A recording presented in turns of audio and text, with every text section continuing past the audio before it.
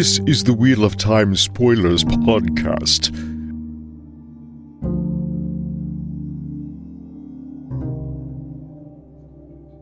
Chapter 55, Dumai's Wells, and our symbol is the Aes Sedai symbol. Oh, and I have to read from a Gawain POV? Oh, no. What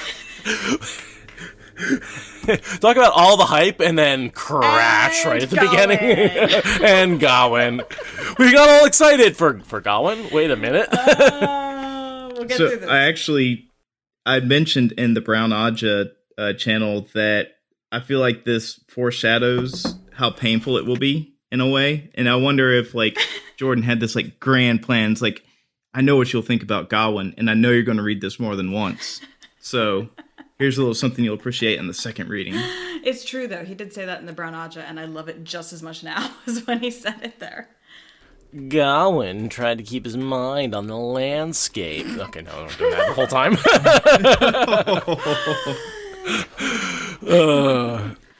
Gawain tried to keep his mind on the landscape as he rode at the head of the column. This sort of rolling terrain with its scattered bunches of trees was just flat enough to make you think you could see a long way, when in truth some of those occasional long ridges and low hills were not quite so low as they seemed. The wind was gusting up waves of dust today, and dust could hide a lot too. Dumai's Wells lay just off the road to his right. 3 stone wells and a small corpse. Cops. Is it corpse or cops? Cops. Definitely not dead people yet. One of those things where when you read and don't talk to people, that word has always been corpse in my head. The water barrels could stand topping, and it was at least 4 days to the next sure water, if the Aiel spring had not gone dry. But Galena had ordered no stopping. He tried to hold his attention where it should be, but he could not. From time to time he twisted in his saddle, looking back at the long snake of wagons stretching along the road, with the Aes Sedai and warders riding alongside, and servants who were not in the wagons, walking. Most of the younglings were at the rear, where Galena had ordered them. He could not see the one wagon in the center of the column with 6 Aes Sedai always riding it. That had no canvas cover. He would have killed Althor if he could, but this sickened him. Even Arian had refused to take part any longer after the second day, and the light knew she had cause. Galena was adamant, though. Galena. And remember, the only reason Galena is doing this is because she was spurned by Arian. Because Arian was, grossed out by her beating it, and she's taking it out on Rand. Yeah, Arian turned Galena's advances down, and Galena has decided that it's Rand's fault. Right. And that's the source of this punishment. Yeah. There's also a bit of, Black Aja's sadism and making him compliant for Elida that, helps her justify it, but it was being rejected by a romantic target or a sexual target that is leading to this, and has nothing to do with Rand at all. Mm-hmm. And, it's Galena. Ugh, Galena. Yeah. Yeah, so initially Arian wanted to punish Rand because he killed both her warders, but after the second beating, she was completely sickened by it and wanted out and said no more. And Galena was like, no matter what you want, I'm going to keep beating him. Even if I have to get other sisters to do it. I like this whole beating him day in and day out thing. That works. And Arian's like, I just wanted it for emotional catharsis, and now I feel worse, so... Nah. Right. And only 3 of the Aes Sedai beat him more than once. 2 of Black... and Arian. Right, and Arian, it's okay, the second time was to make sure that was enough, probably.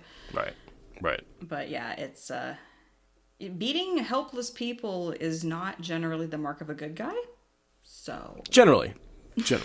I wonder, could this be a little bit of Ta'Veren working as well, that it was so harsh? Because you usually see Ta'Veren stuff work out well for Rand, at least from my perspective, but you don't really... I've never really highlight the negative Ta'Veren stuff in my head that, it happens to other people, when all the chaos that goes on when he's in a city, but, could the beatings and stuff be Ta'Veren helping him progress to where he would need to be to reach the veins of gold before the last battle? His lack of trust in Aes Sedai is very pivotal to reaching that breaking point.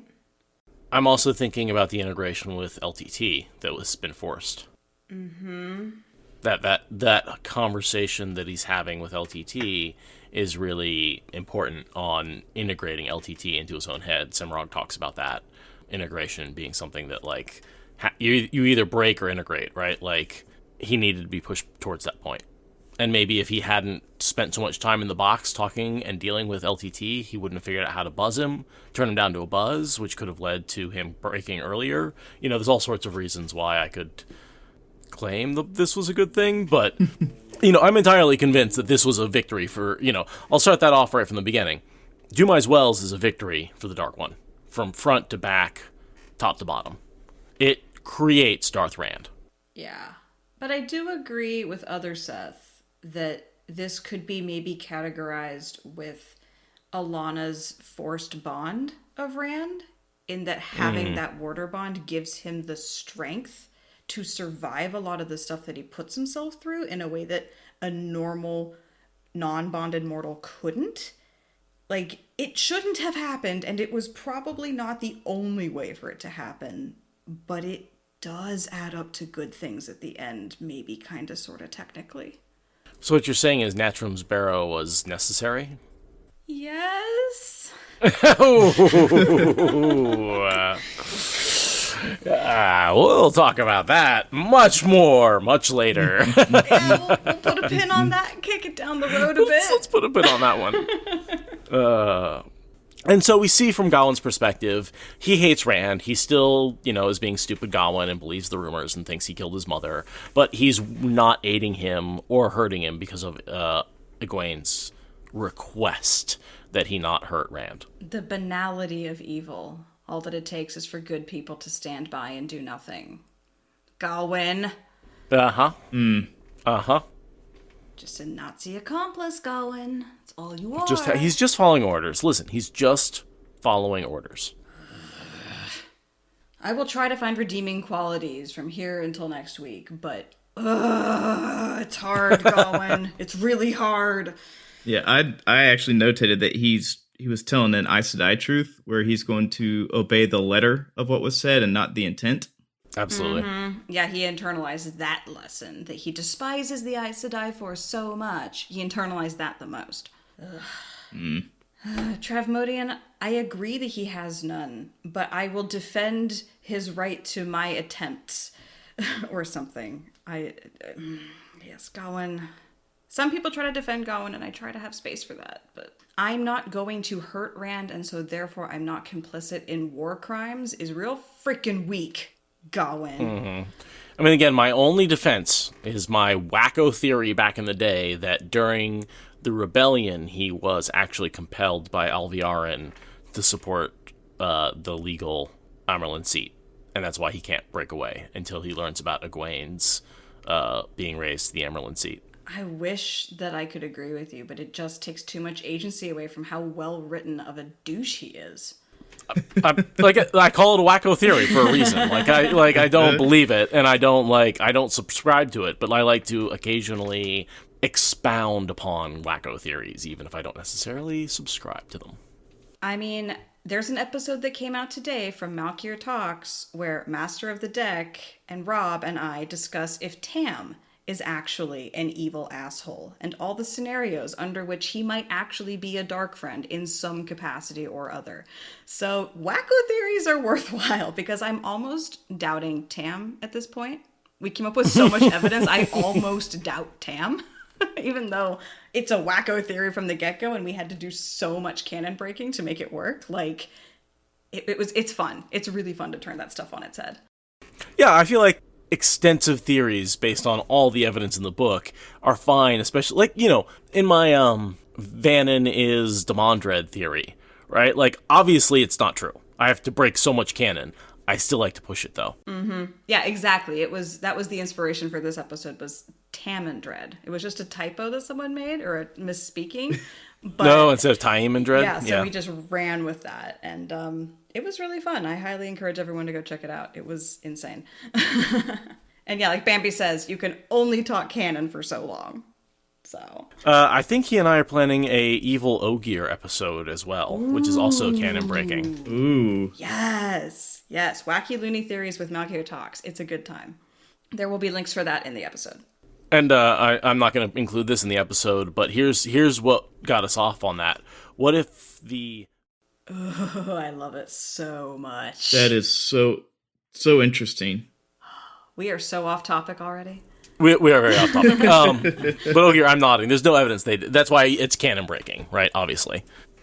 So in comes Benjen Dalfor's gelding, and he does the, I don't know, classic little bit of information right before dying. Manages to survive long enough just to tell them that they are surrounded by Shido Aiel. Yeah. We're surrounded. It's like, hi, Benji. Bye, Benji. That was a nice little tropey moment. Yeah, I was like, oh, I should look this character up to see if he ever appears again. Oh, no. Promptly dies. Thanks, Gawain. I always have this like invasive thought of, I always see the arrow in Monty Python and the Holy Grail that comes in. It's like, message for you, sir. Every time I read that line, that plays in my head, and I can't stop it because I'm like, I need to take this chapter seriously, but I can't stop that from playing in my head. That's terrible. Oh, thanks, Gawain. So Galena is angry and has control issues, and then Gawain is angry back and has better reasoning. Galena tries. Yeah, I mean, he's got 6 scouts out there. I assume all his scouts are dead. Yeah. I mean, right, the one made it back. I think we even see that from the Aiel's perspective at the beginning of the next book, is like there was one scout that got away and she's pissed about it. And there's an interesting dynamic, because we know that Galena is trying to kill him, right? We know that he's sending her...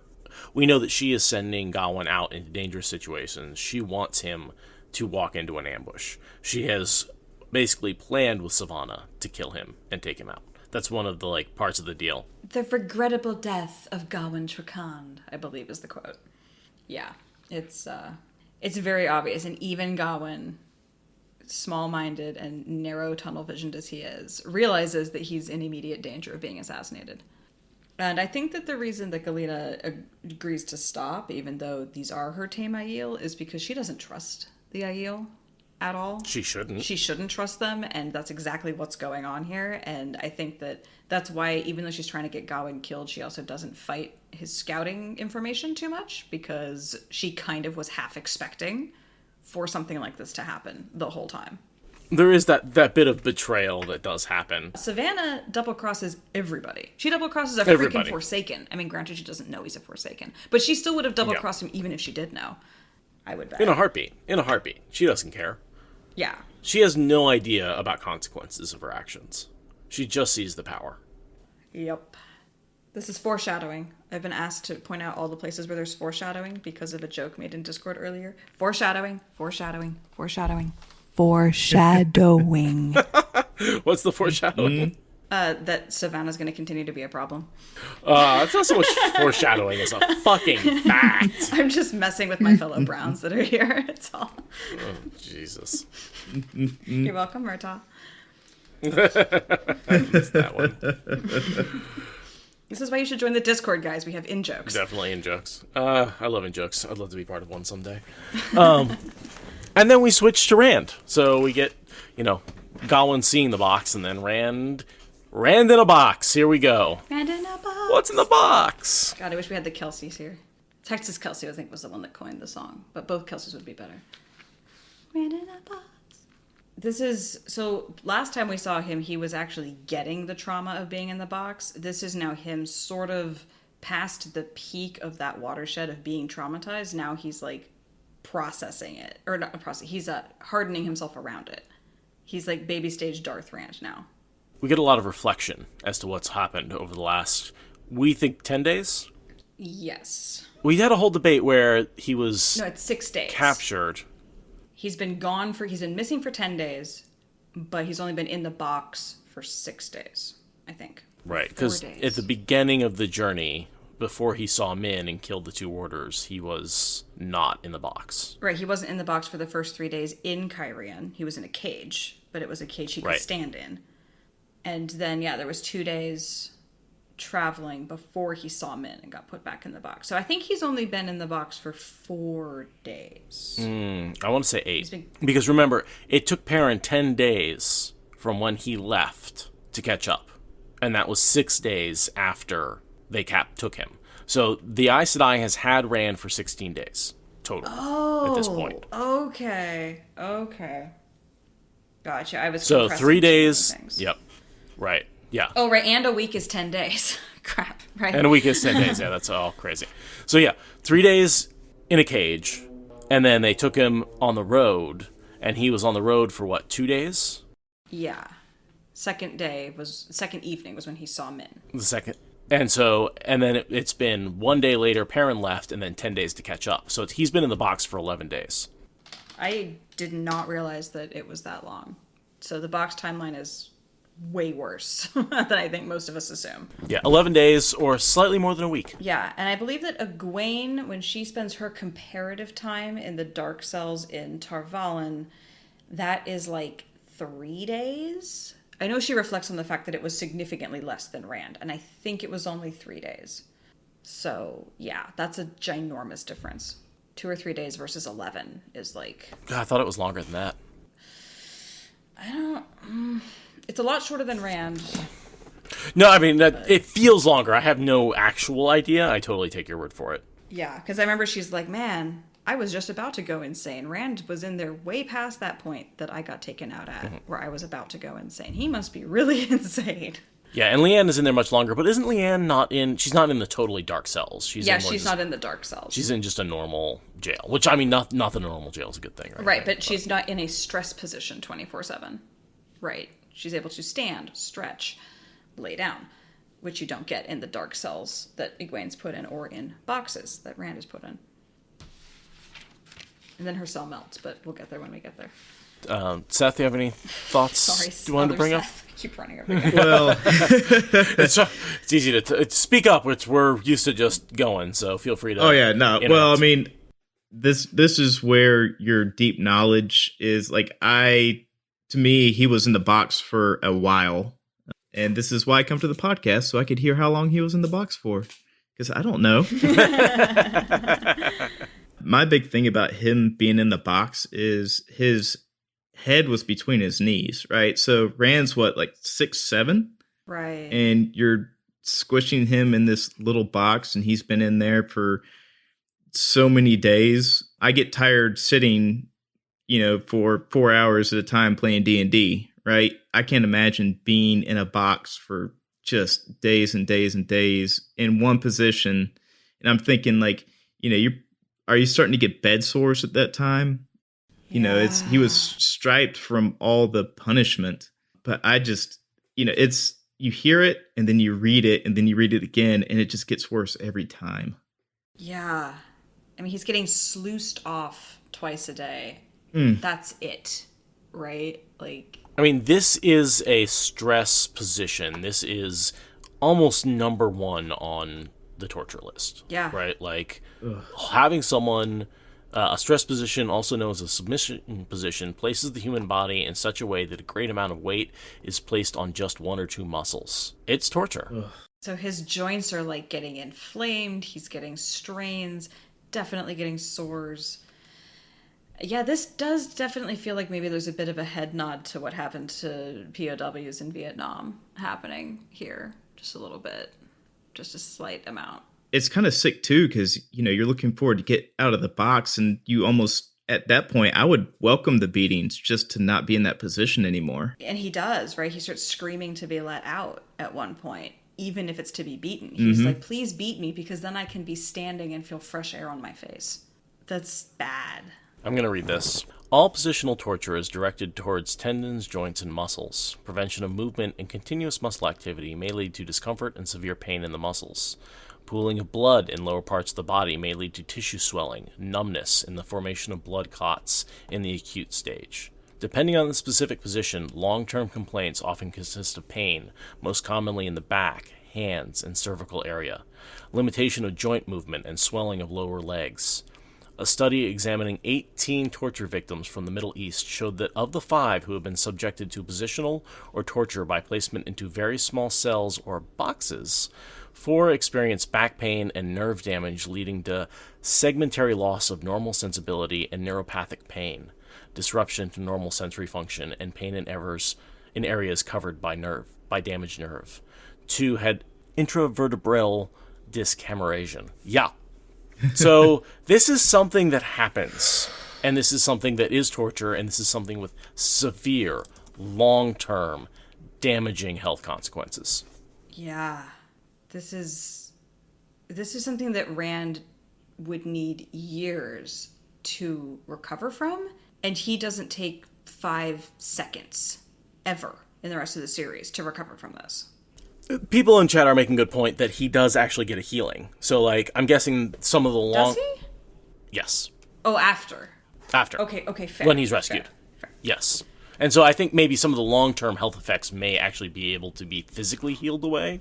Yeah, Alana heals him. Okay, yeah, that's okay. So some of those things you were talking about, the long-term effects are getting remediated, but that sounds really painful and inescapable. That would be very bad for your psyche. Mm-hmm. Mm-hmm. And yeah, so no wonder Alana is frantic.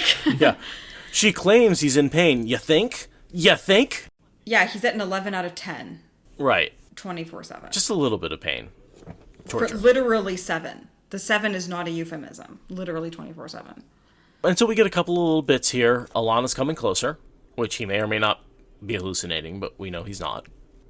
And we see him feeling against the barrier and the 6 soft points. Yeah. At the end of that paragraph, it said the fumbling was important.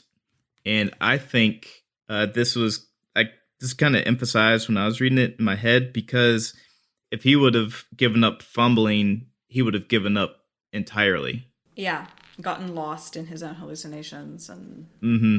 I also think it's the only way he can tell when the points go from soft to hard. So if they transitioned when he wasn't feeling it at it, he'd miss it. Oh, yeah. So maybe a tiny bit of a Ta'Veren tugging on himself. Like, you need to be sensitive to this the second it changes. Or just Lewis Theron knowledge. Oh, yeah. Fair.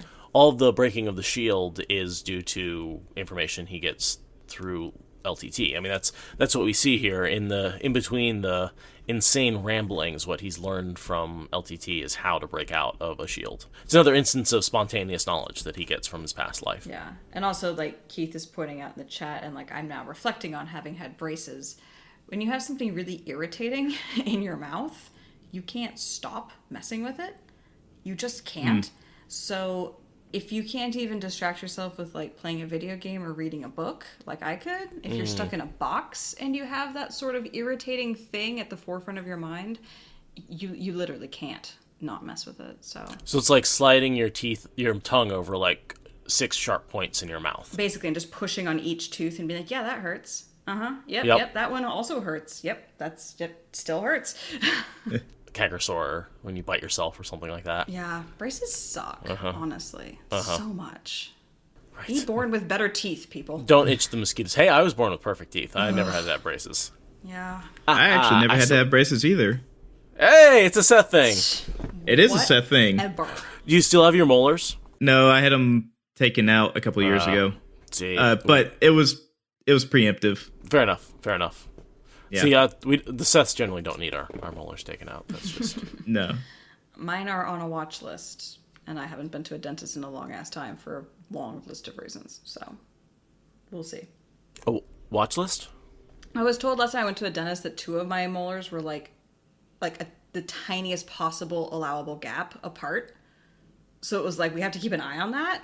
Like, you have to keep an eye on that because they might need to be removed, but maybe not. And now that was years ago, so I'm probably fucked, but whatever. So who here has dental insurance? Raise your hand. Crickets. Actually, no, I do technically have insurance through my warder's health insurance. I just am not used to it and have not made any of the necessary connections to utilize such yet. And also, it's a pandemic, so I don't feel like, I don't have an acute problem. I'll just stay home. Well, someday maybe Farm will get a dental package. Okay, all of you international people raising your hands, get out. Yeah, go away. just get the fuck out. I did see at least one of those names that's not international, but some people have good jobs. But this is America, and you people are rare. Us people. Yeah, but hey, at least you get it through your work in Canada. Wow, I swore to myself I would not get this far off topic. I'm sorry. And yet, I'm sorry, here Szeth. Oh, you're forgiven. I like how he's convinced because there's no light coming in that it's night, and he's totally surprised when he gets out that it's actually daylight. It's like the worst road trip ever, where you're just in that like really like almost nauseous like headspace, but your eyes are closed and like you don't know how long it's been, and then the car stops and you're like, night, day, I don't know. So I had a question. Once he realizes that he's not going to be let out immediately, he starts freaking out, and he thought he heard a woman laugh, and is that real? Is that fake? Like, I couldn't find any evidence of anyone laughing. I think that might just be his delusions. I agree, because I don't even know why he's being moved out of the wagon. Like, we never see Aes Sedai moving him. I mean, obviously he gets moved, but, like, I don't know why that happens. And so it seems weird that they would move him and then... I guess maybe they could leave one, like, standing over him. I assume it's because, like, they've only got three, or yeah, they've only got the three holding him. Really, only two for a minute. So, like, they take him out, and then the other ones run to battle. Yeah, I've never understood why they move it. I wonder if they're worrying about, like, the horses bolting or something, and the wagon just going off without him. That would be unfortunate, yeah. Or with him in it. Travis is making a good point. They circle the wagons. Oh, they don't want him... And so the wagons are the outside barrier, and they don't want him... They want him inside the barrier, where the wagons are the outside barrier. Right, so then if the defensive wagon gets set on fire, they don't have the Dragon Reborn roasting in the... In a box. That would... Hot dragon in a box. Yeah. Get your dragon, hot dragon in a box, hot dragon. Yeah, that's actually really logical. So I don't know if he's hallucinating a woman laughing. Certainly there's enough people happy to beat him in that camp that any number of candidates could be laughing at him. But he also could probably be just hallucinating Ileana laughing. Seriously. That's what I was wondering if it was insanity. Because it mirrors remember when he's like laughing earlier and they think he's crying? I wonder if somehow it's a mirror to that maybe somebody's crying and they think that's a laugh. Nobody should be crying yet. Well.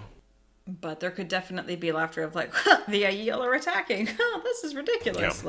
Yeah. Or it could be Glina or Katarine just laughing because he's screaming. I mean, that's entirely possible. Yeah, I could see like, oh, look at him. He's starting to get broken. It's working. Exactly. He's becoming institutionalized to this particular system that we've set up for him, which is awful. He's literally becoming slightly institutionalized because he's like, let me out for my beating, please.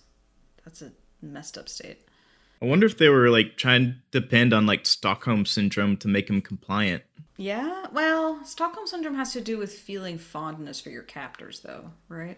Yeah, well, because he doesn't really see eye to eye with Aes Sedai, right? So, I mean, it may be a stretch, but you know, if he got Stockholm syndrome by the time, you know, he got to the White Tower, I mean, that would be if he was like in love with the Aes Sedai, or you know, if he had started getting like Stockholmy feelings to the whole organization, that would be really good for the White Tower.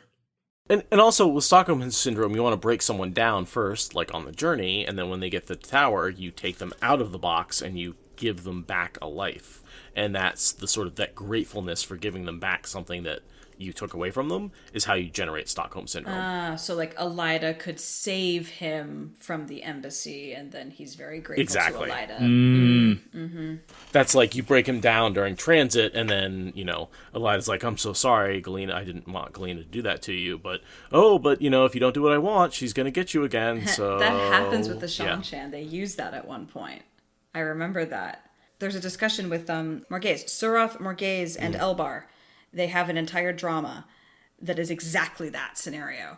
Nice. Yeah, I mean, I'm certainly not qualified on Stockholm Syndrome or any associated phenomena, but I do remember that part of the series.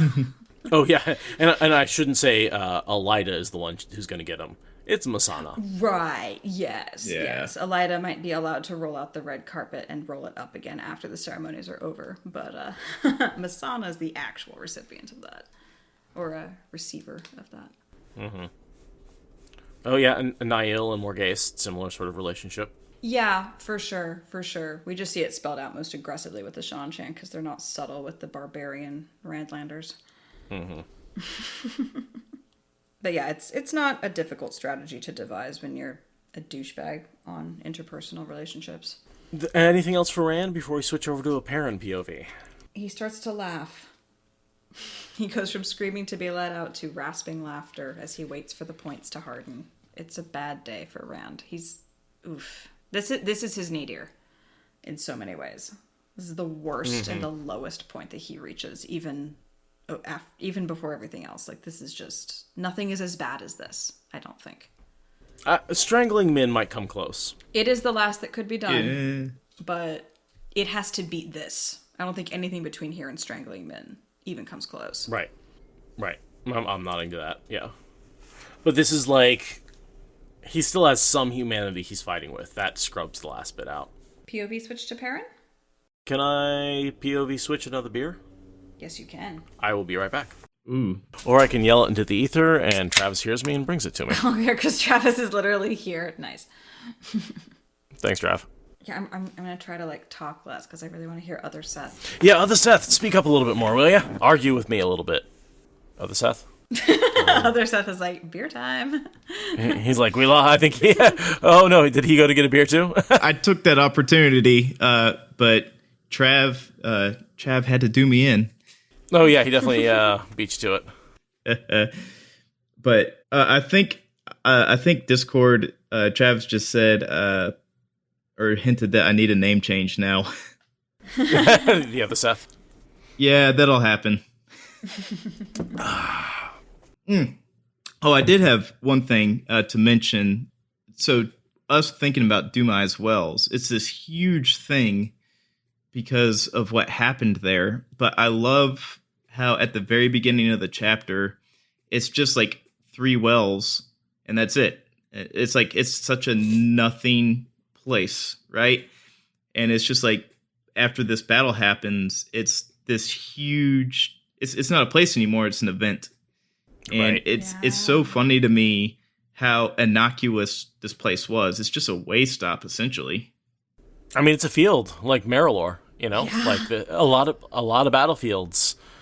They're innocent places until people kill each other over it. Yeah, and to me, it's like, you know, as an American, I think of like, you know, what happened on 9/11, but in 9/11 2020, it was just a day. Like, you know, the date 9/11 didn't mean a thing to me.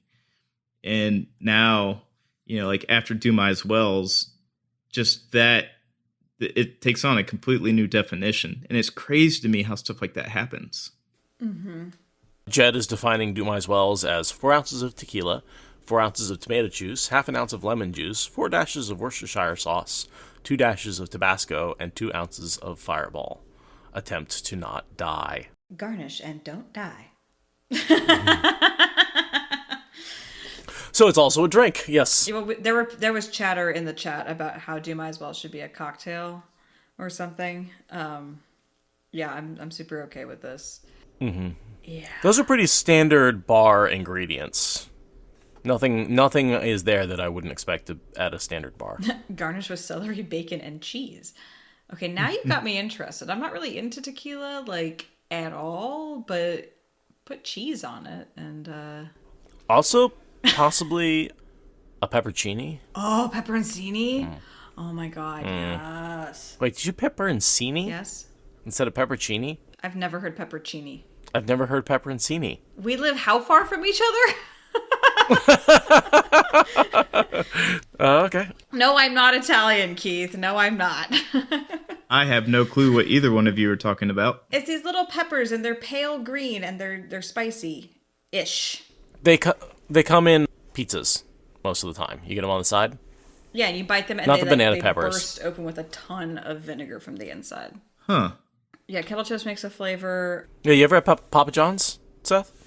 Yeah, I have Papa John's here, but I've never heard of this. Apparently they're like banana peppers? I would not know. They're way less spicy than jalapeno. It sounds amazing, though. They're good. I used to not like anything spicy. But now I really like spicy food, and I really enjoy those as a like really bright, sharp vinegar garnish to like cleanse your palate when you're eating like really oily, rich food. I always used to ask everybody to give me theirs if they didn't want them. So Perrin walks into a shit show. And I don't know how else to say it. The Shido have betrayed the Aes Sedai, and Savannah has used the death of one of their own to convince them that they need to break all custom and attack the Aes Sedai. And Perrin walks into kind of a crazy battle with there's 200 or 300 women channeling, which would be, we said 39 Aes Sedai plus maybe another 200. Oh gosh, Shido wise ones. Mm-hmm. That is an insane number. It's probably there hasn't been that many channelers actively engaging with channeling in a conflict since like the Trolloc Wars or something. Yeah, because they didn't really participate in Arthur Hawkwing's wars at all. Yeah, no, I mean, Arthur Hawkwing was fighting against them, right? Like the Trolloc Wars or like the Wars of Consolidation in Shan-Shan, or maybe some of the battles in Shara, but like the way that Aes Sedai are diminishing in numbers, this is a really unusual amount of channelers to be in a pitched battle. Mm-hmm. No, this is in the same way that I feel like World War I changed how war was fought. This Dumai's Wells changes how war is fought. Like this, all of a sudden, you have a massive number of channelers striking at each other, striking at troops. And because there's no tactics to deal with it, you had the same problem you had in World War I, which is people just running into a meat grinder. Right, horses and swords against machine guns and airplanes. Right. Or in this case, channeling fire and earth. Right, and in this case, it's not the war to end all wars. It's the war to foreshadow all wars. I mean, in a lot of ways, though, the last battle, right? The last battle and the war to end all wars, like, you can see how he's referring to World War I with the last battle. That's real good. Yeah. And as we know, it was not the war to end all wars, and it is not the last battle. The last battle done, but the world not done with battle. Yeah, I love that bit from Nicholas. One of my favorite. The only reason that Nicholas is really a useful character is to give us that foreshadowing, in my opinion. Nodding. Yeah, what you're saying reminds me of the song "The Green Fields of France," because at one point, whoever wrote the song was like, did you really believe that this war would end wars? But it all happened again and again and again. Mm-hmm. The wheel? Yep. So cyclical it is. Mm-hmm. Chat says, who is Archduke Ferdinand? Tigraine. Or Laman, maybe. But I like Tigraine. I was going to go with Laman, yeah. But yeah. Luke. In a lot of ways, you could say the last battle is the war 20 years after the Aiel War, so you can, World War I, World War II. Oh, yeah, so the Aiel War is the war that blows everybody's minds, and then a short generation later. Mm-hmm. So we have a couple hundred channelers and 40,000 Shido. 40,000 at least. Just piling Which in. is, yeah. And that's where Ruark says, small satisfaction to know why they did not send more south. Because remember, there was that whole debate where he didn't want to send all of his soldiers after Rand because he was worried about the Shido coming south and invading Cairhien. Yeah. And so they both sort of left a skeleton crew behind and brought a big crew with them. But in a lot of ways, what do we say? There's, in the last chapter, there's 40,000 Aiel. We figured out there was something like 10,000 total troops. It's like 5,000 Siswayamon, 1,000 maidens, 3,000 winged guards. Man, I already forget all the numbers we had. Yeah, we got it all. But but it's like less than 10,000 troops against 40,000. Let's see if I can find my notes. Is what they're facing. They're massively outnumbered. That is definitely Massively. We don't have to know the facts to know that they are massively outnumbered. And it's Aiel to Aiel. Right. I mean, yeah, we're a lot of those numbers are people who are subpar to Aiel. Right? Like, a lot of those fighters are not Aiel. And we've got Aes Sedai, sure, but they have a complicated relationship with power-wielded violence. And, you know, I mean, as we see, Perrin doesn't even know how they're going to dispose themselves until it happens. So, yeah, it's really impressive how many people go for it. I mean, I think we talked about this before, but that it's because Perrin and Rand are both pointed at this, nobody deserts from what is essentially a suicide mission at the outset.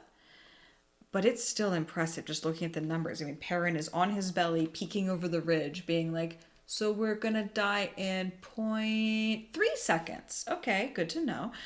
Yeah, Dobrain has the best line here to me, because they're laying there looking at it, and Dobrain said, you know, we will go in, Lord Abara, but I do not believe we will come out. And Ruach just nods. And what makes it so badass is, like, he knows he's going to die, but there's no doubt that he's going to do it for the Lord Dragon. Yep. It's what Ingtar would say if Ingtar hadn't already had this moment a few books ago. I also love how Kiruna sort of pokes at Perrin a little bit to be like, you do realize this is a suicide mission and we're all gonna die, right? And she's poking at him and he's like, well, how about fuck you? And she's like, good. I'm glad that you're committed to this. I'm like, okay, Kiruna, you're sort of an asshole and I don't really like you, but I do really like that approach of like, I needed to make sure that you would stand up to me because you're about to stand up to a whole lot worse. And I need to trust you for this battle. And that's such an Aes Sedai way to go about doing it as well, to completely misrepresent your meaning, but to get at what the heart of what you want to know is. It's like one of the most Aes Sedai moments to me. Yeah, it's, yes. I also love this line here in Perrin's internal thought. Minor problems, no doubt, for a hero in a story or a glee man's tale. Breaking the fourth wall there, Jordan. Just a smidge. Yeah, I love how Jordan's always referencing through his characters, like how people in the books never have it like this. And it's just like, he's looking at us. Yeah. Well, and what he's saying is this is not a normal story either. This is a much more realistic, like, what would actually happen. What people get misinformation, people make misunderstandings, bad things happen to good people. Like, you know, when in the era when this is written, he was writing this in a response to a Lord of the Rings paradigm where you're told you're going to save the world, and it's like, oh boy, adventure! And he's, you know, we heard this comment about, you know, I want to tell a story about someone who got tapped on the shoulder and is told, you have to save the world, and the realistic bad shit that goes along with that, you know? Like, oh, I don't actually want to save the world. I don't want to be uprooted from my life. And so there's a much more gritty, realistic, this is not a story in the Lord of the Rings type tale story.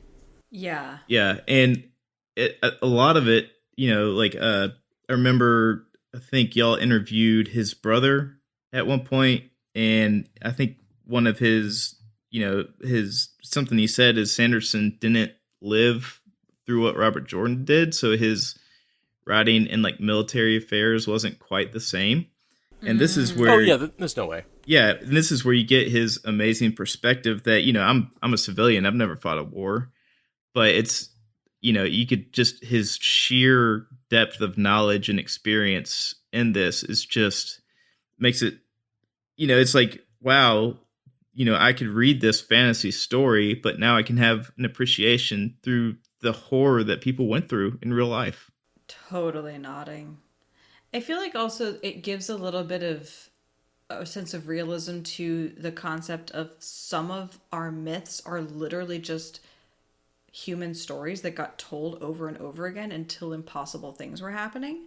And it kind of allows you to like run certain mythic tales backwards and think like, where would the elaborations have happened? And how would it have really felt to be in the middle of that? I think we get that a lot with Brigida too, because she has to hear the myths of her life and also know who she is on the inside. And like pulling that together, I think is an interesting way to realize that some of our myths are not drug-induced fantasies or ways of explaining the stars. They're actually stories about what people did, retold so many times that, you know, mountains get moved and the sun holds still for a day.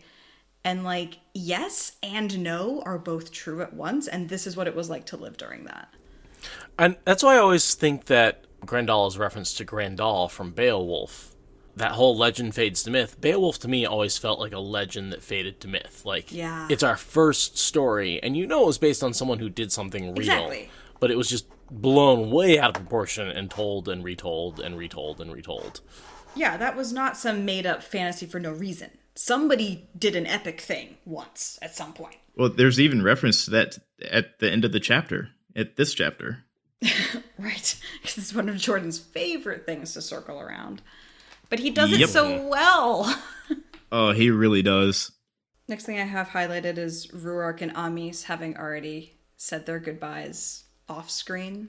And the fact they're not looking at each other during the actual march to the battlefield is just like, my heart is now in shreds on the floor. May we see the sunrise together, shade of my heart. It's so sad. I'm so glad they both survive. I am too. I mean, not... Him dying...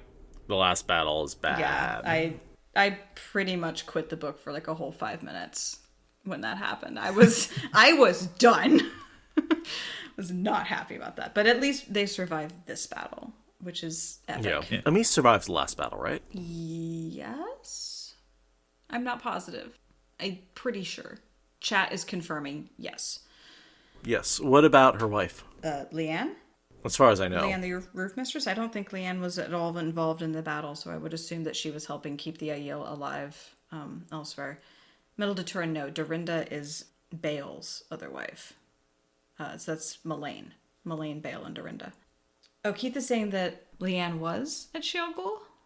Oh, I could see that because she's a roof mistress. She could have been like a logistics person. Right, running food and medicine stuff. I don't remember. Yeah, Keith is thinking of Dorinda. Bambi is saying that Leanne stayed on the other side of the dragon wall and just stayed a roof mistress, which seems fine. I mean, someone has to stay in the waste, right? And like keep the Aiel going. We've got people in Meridian. Yeah. So I'm not surprised that Leanne survives and stays there. So, but Ruark is a freaking soldier and goes through some insane battles and is like, oh, I'm going to survive the last battle, and then doesn't. Okay, so as best I can tell, the Two Rivers men and the Wing Guards split into two groups. One surrounds the Wise Ones, who are going to go into the battle, and the other one surrounds the Aes Sedai, who are not planning on going into the battle. Am I getting that right? I read it over a couple of times, and it didn't feel very clear to me. Yeah, I didn't get a good feeling for that either, to be honest with you. Well, I know we see Perrin gets mad at the Aes Sedai for showing up in the battle, and that sequence starts with him noticing Two Rivers men. So I think what you're saying is right, but I have a terrible head for tactics and imagining these things. So, Or is it all the Two Rivers men are going to cover stay behind? There's two paragraphs here that seem almost contradictory to me. First move were the Two Rivers men and the Wing Guards divided into two companies. And then he says, at the end, the Meanders and the Two Rivers men were to cover the Wise Ones and Aes Sedai in retreat. Or maybe it would be the other way around. So it seems like the Meanders and the Two Rivers men are staying behind. Well, I think you want the bowmen closer at first because they stopped at 300 paces so they can shoot their bows. No, good point, bowmen. Yeah. So maybe they were to get there first, soften them up a little bit and then just, shoot into the crowd as they could and then cover any possible retreat from 300 paces. So it seems like he's trying to create like layers on a wedge that's going to punch through the battle. And he's trying to keep the most vulnerable people on the inside, but the whole wedge does have to move forward, and he's just trying to keep the more vulnerable people at the widest point at the back. I think. And he even references how it's not a great plan. It was just cobbled together while two of them rode a horse and one just tried to keep up on foot. Mm-hmm. But of course it lasts approximately as long as the first arrow takes to hit the army, so it all falls to shit. Right, and then the whole wedge falls apart. Yeah. And it's funny too because they go in this very orderly, I'm assuming wedge shape, and then not that many minutes later it's just they're all in little pockets fighting back to back. It falls apart really fast. And I agree with Bambi that Perrin as an unreliable narrator for not knowing tactics helps us be confused. I agree with that because I'm confused. Oh, and then there's a link being posted to a map of the battle. So, yeah, the Lord Dragon's army is more like, it's not shaped like a wedge. It's more like ranks just piling in. It's like it's like an arc. I thought it was a wedge, but I don't do military tactics. This is not my wheelhouse.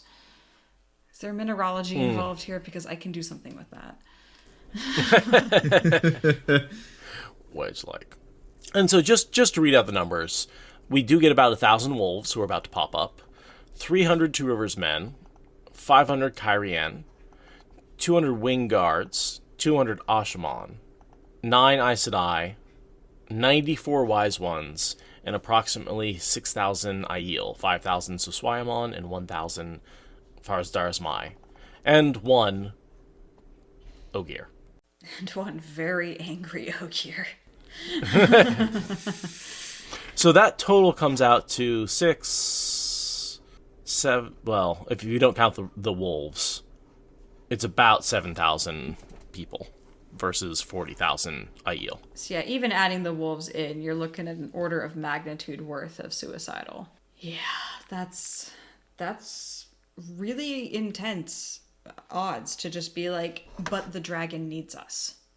That it's just what it is. We don't know what we are going to do. We just have to get to him. And it'll figure it out.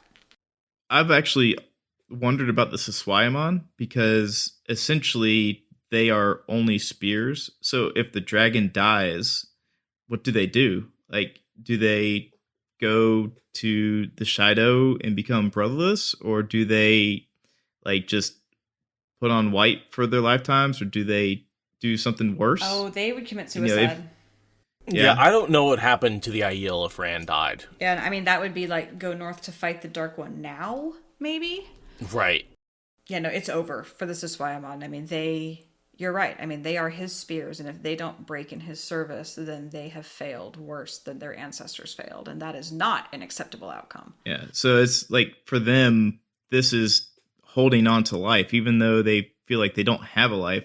You know, I think you still have a survival instinct, and the only way to truly survive is to keep the dragon alive. Yeah, because, I mean, life is a dream. That was already baked into their psyches before they resolved the bleakness into being the spears of the dragon. Mm-hmm. And all the fighting in the Wastes has just prepared them for this moment. That's a training ground. That's what the Aiel. That's one of the, the threefold land, right? A punishment. For our sins, a training ground to prove our worth, an anvil to shape us, I think. I think that's how it goes. I might be getting the wording wrong. Well done. A punishment for the sin, a testing ground for their courage, and an anvil to shape them. Okay. Is the way it's stated. I think there's a few different ways they phrase it, and I was sort of cobbling them together into what I thought was the prettiest. Entirely fair. Entirely fair. In addition to the 1 Ogier, we also have the 1 Tinker. If we're going to go with solo actors in this, there is exactly 1 Tinker in this entire battle. There's only 1 Tinker in any battle, ever. Fair. Ex Tinker? Heck, he still dresses like a tinker, so I feel like he thinks of himself as a tinker. Well, what's so crazy about him is he is, in a lot of ways, Aiel. He is a former man of the Way of the Leaf who has taken up a weapon. That's real good. He's the whole thing compressed into 1 generation. Exactly. One moment, not even a generation, 1 lifetime. Yeah, he goes through the in a lot of ways, he is Shido. Yeah. He's a lost one in the way that the Aiel see the Tinkers as lost. But what they are actually referencing is what happens to Aram. That's what the Way of the Leaf truly breaks down into. That is what Aiden, or whoever it was truly accusing the Tinkers who broke off of being. Right. Was that kind of lost. And we only see it with Aram. And that's why they won't take up the sword, because they are afraid that if they take up the sword, they will become Aram. They will revel in the violence. Because a sword is only for killing. Only for killing. Only for killing other humans. Not for killing food. Not for, driving off a wolf. For killing other people for power. Yeah. Oh, man. Aram is the tragedy of the Aiel bundled into one very traumatized young man. So I had a I had a question about how Perrin rides into battle, because he asked Dobrain for a stirrup, and then it said he like took leaping steps. Like, was he holding on to the stirrup and like just planting a foot every so often to make sure he didn't fall over? That's what I assume. Think so. Yeah. I think, but basically, Dobrain puts all his weight, let's say, on the left side, on the left stirrup, and then Perrin puts his weight in the right stirrup and just basically stands up. And so you basically have Dobrain standing in the left stirrup, Perrin on the right stirrup, and the horse is just carrying them both. Oh, I did not see it like that at all. Yeah, I didn't either. I just, because I think it mentions him taking a step every so often or something like that. So what I always envisioned was that Perrin is holding on to the stirrup with his hand right about at Dobrain's ankle. And is letting that sort of pull him along. So he's taking these big leaping bounds, and the horse is pulling him across in the air. So he's making way more progress in the x-axis than he would on his own. But it's kind of like running around on the moon, right? Like he's still running, but the pace is way different because the horse is pulling. That's how I envisioned it. I have no idea if that's how it works. You know, it's funny. It could read either way. I kind of like Seth's interpretation better. I mean, I'm not arguing. than what was going on in my head. Because I'm like, that seems kind of weird, but Perrin just had time to seize hold of Dobrain's stirrup before the Kyrienan were thundering forward. Loyal's long legs matched the horse's pace for pace. Loping along, letting the horse pull him in long, leaping strides, Perrin sent his mind out. Well, you know, if your reading comprehension wasn't so goddamn good, my theory would work. Well, I'm sorry that I obsessed over this to the detriment of all other fantasy for a decade. Mm-hmm. But no, you're right. He's holding on to the horse with his hands, not sticking his foot in the stirrup. And it allows him, I think a large part of this is, part of it's to get in faster. But I think a lot of it is so that way he's able to think to the wolves. If he was doing what you were saying with balancing in the stirrup, he'd have all of his attention on balance, which he can't do. Or if he was running. Right, if he needs to focus on the wolves for a second. I mean, that's a lot of balls to keep in the air mentally. So basically, he's using the horse. He's using the horse like a half lashing upwards. What? Nice, right? Szeth? Yep. Yeah, it's a Stormlight Archive reference. Okay. Yep, absolutely. Right. Yeah, he's taking half of his weight off. And then it just helps him basically be weightless to run. And he just gets to occasionally like bouncing on the moon. You know, he's like 1/6 of his weight because he puts the rest of it on the horse. I don't know the Stormlight references, but yes, I agree. Yeah, yep. But imagine him like bouncing around like Glenn on the moon. To bring back a reference. After he falls out of the belly of the Eagle of Fire. Absolutely. I really hope they do this in the show and there's some good outtakes from it. Oh my god, yes. Marcus Rutherford just face planting. I mean, hopefully it's a stunt double, guys. Okay, fine. We'll hope for the stunt double to fall. But yeah. Wait, are you hoping that our actors get hurt? No, is that where you are? No. I'm hoping for really authentic blooper reels. Okay, fine. I just wish harm on our actors. I'm sorry. I didn't mean it. Aradia woke up and chose chaos. I want to back up to Perrin's choice of not riding a horse into this battle. Because while I understand this whole I need to have my mind on getting the wolves, I'm a little bit like, I choose for my horses, and today I'm choosing no. Like, I'm sorry, are the horses more important than the Dragon Reborn? What are you thinking, Perrin? I think he's thinking he's dead. But why would he not take all tools into the battle to potentially survive? I think it's a save the cat moment a little bit. Yeah. It's like, because we can watch movies where people die all the time. The second you kill the dog, we freak the fuck out. Mm-hmm. Hopper's death is going to be the worst tragedy in the TV show. And that's essentially like, we have nostalgia for animals who cannot help themselves.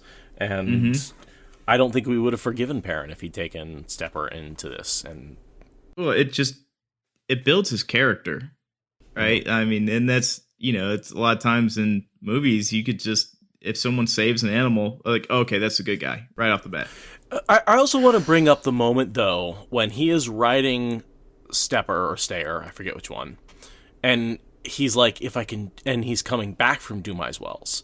And remember, he's like, if I can get them back safely, Aiel will be okay. Yeah. There we go. Yeah. And so somehow in his mind, he's linked these horses to Aiel being safe. Yeah. You guys in chat are all collectively convincing me that this makes a lot of sense. Because Stepper would have died. Absolutely, 100%. Any horse parent would have died, and he would have survived by the skin of his teeth off of that horse's back. We see that with Dobrain's horse. Yes. Absolutely. Very true. So I'm just going to say I agree with all of that, and that I think he should have ridden a bear, because that is also a suggestion in chat, and it ties back to show chatter, and I approve. The bears. Yeah, Perrin being a bear brother, he should have ridden a grizzly bear into this battle, then he would have won much more significantly. Mm-hmm. But yeah, no, yeah. I agree that the dog can't die in this battle. It's too soon. Yeah, and that's the writers trying to make Perrin maybe he can talk to bears. No, he can't. Wolf brother. Fuck you and your yellow sister. Chesmal, man. Fuck that bitch. Just a random yellow sister. Anyway. So they sneak up, and in the craziest way, they take 9,000, 8,000, whatever you want to call it, and sneak up on a force of 40,000. No one looks around. They're very focused on what's happening ahead, and it's really noisy. Right? The battles are noisy. That's true. I mean, they're talking about lightning and fireballs. Like, just lightning alone means there's constant thunder. And people are yelling. Rumbling. Yeah. Clashes of weapons and fighting and, explosions of fireballs. There's no way you can hear anything going on. Can I read the wolves coming in? Yes. Oh, I'm sorry, Seth. Other Seth, what were you going to say? Why would you even turn around, though? Because, everything is up front. And, I imagine seeing all the fire and stuff, even if you're at the back row, it's no one's ever seen this before, not in memory. Yeah, you wouldn't expect. Why would you even look back? Yeah, you'd expect the Shido to have rear guards, but the Shido appear to have given up on all strategy and just are numbers. We're going to use them for overwhelming force. They have a lot of disdain for non-Aiel combatants. Yeah, they're we're not going to bother even considering that they could be a problem. Yeah, and that's the first step to letting a farmer with a stick take away your generalship of an entire army, To take out you and your brother? Yes. But yeah, I kind of want to read the wolves because I think this is one of the most badass passages of the whole chapter. Go for it. Loping along, letting the horse pull him in long, leaping strides, Perrin sent his mind out. Come. Ground covered with brown grass, seemingly empty, suddenly gave birth to 1,000 wolves, lean brown plains wolves, and some of their darker, heavier forest cousins, running low to hurl themselves into the backs of the Shido with snapping jaws, just as the first long 2 river shafts rained out of the sky beyond them. A second flight already arched high. New lightnings fell with the arrows, new fires bloomed. Veiled Shido turning to fight wolves had only moments to realize they were not the only threat before a solid spear of Aiel stabbed into them alongside a hammer of Kyrian lancers. It's just so fucking... That's badass. That's what we want to see on TV, man, that charge. Just the cinematic shot of the one Aiel turning around, having their throat ripped out by a wolf that launches over them, and then the screaming wall of horsemen is just... Yeah, I mean, it's just a 1-2 punch. You turn around and wolves, charge, Shido, Kyrian, lancers, arrows coming in from the 2 rivers. Yeah, totally.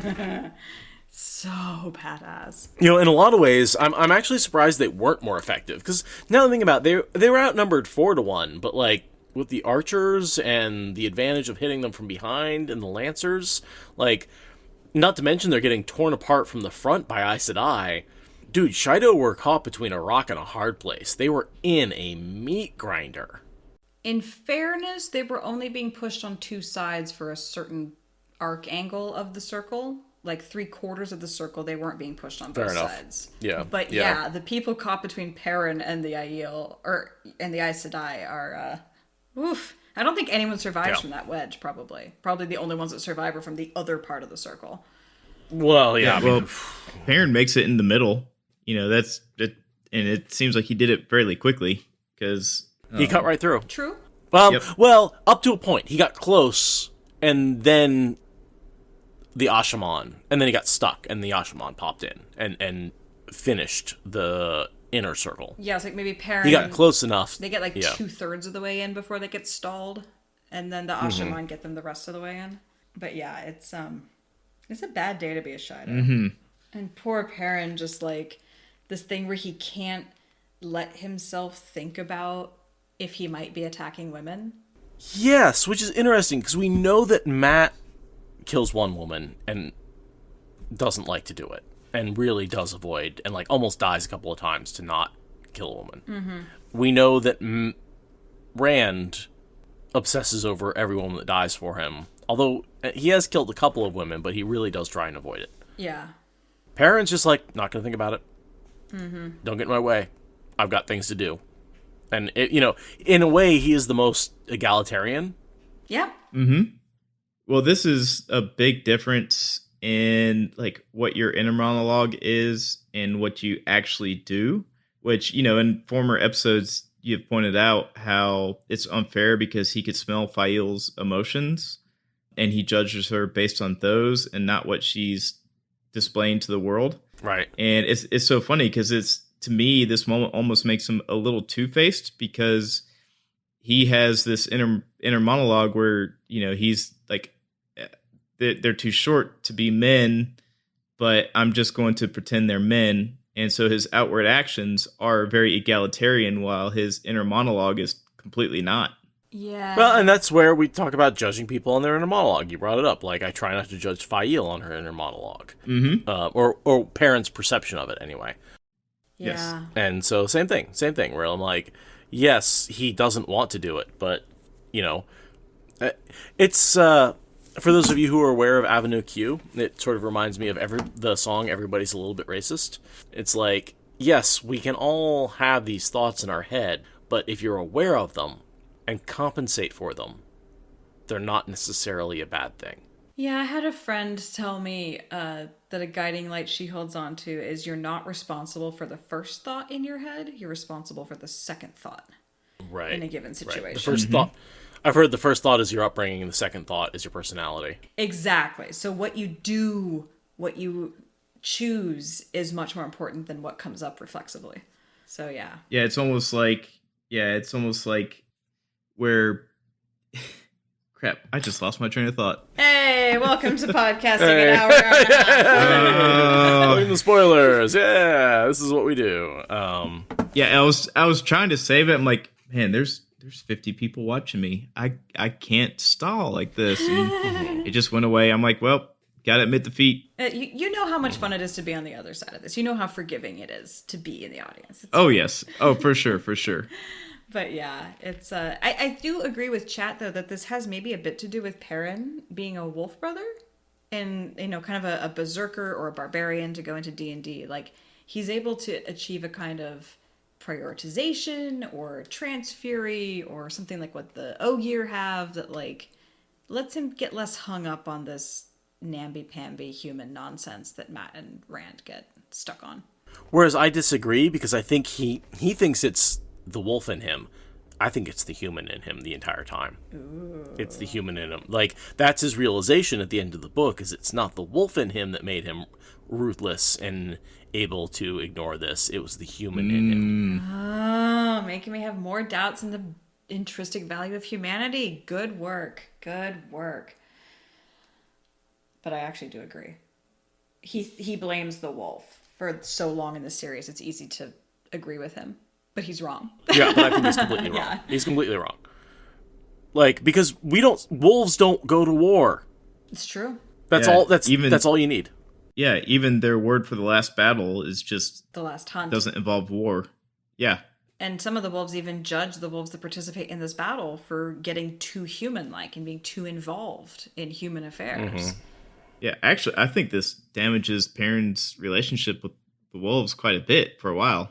All right, about some of them, definitely. There. Sure. Yeah. Yeah, without a doubt. I think that's one of the reasons why it takes him so long to come back to Talon Riyadh. Mm-hmm. Yeah, he doesn't compel the wolves, but some of the wolves who don't come judge the wolves who do. It's 2 books later, there's an offhand comment about that. We'll get there when we get there. And so then into the fray comes the Aes Sedai, because they need to feel in danger. I'm in danger. They were all chuckling in the back, being like, I'm not in danger.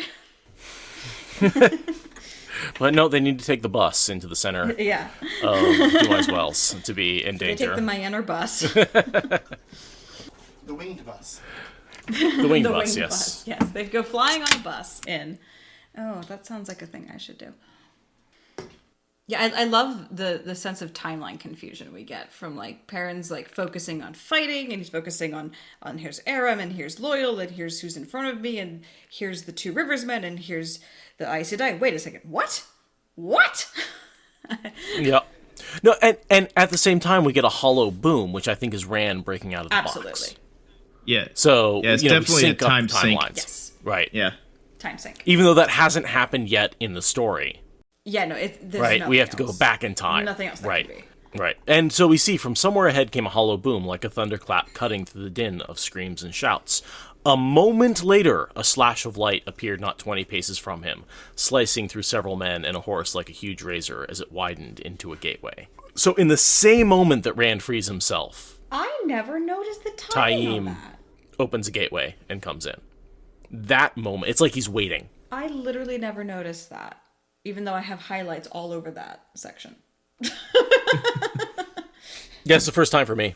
I never noticed how close those 2 events were correlated. It's almost like the boom and the gateway are meant to be associated in your mind. Almost. Yeah? How do the Asha'man know how to show up? That is an excellent question, Travis. Well, okay. They would have been practicing gateways from the Black Tower. So they could go anywhere that they knew on a map, right? Because the Black Tower grounds would be familiar. Sure. And they would have had a map of the area because they have a library?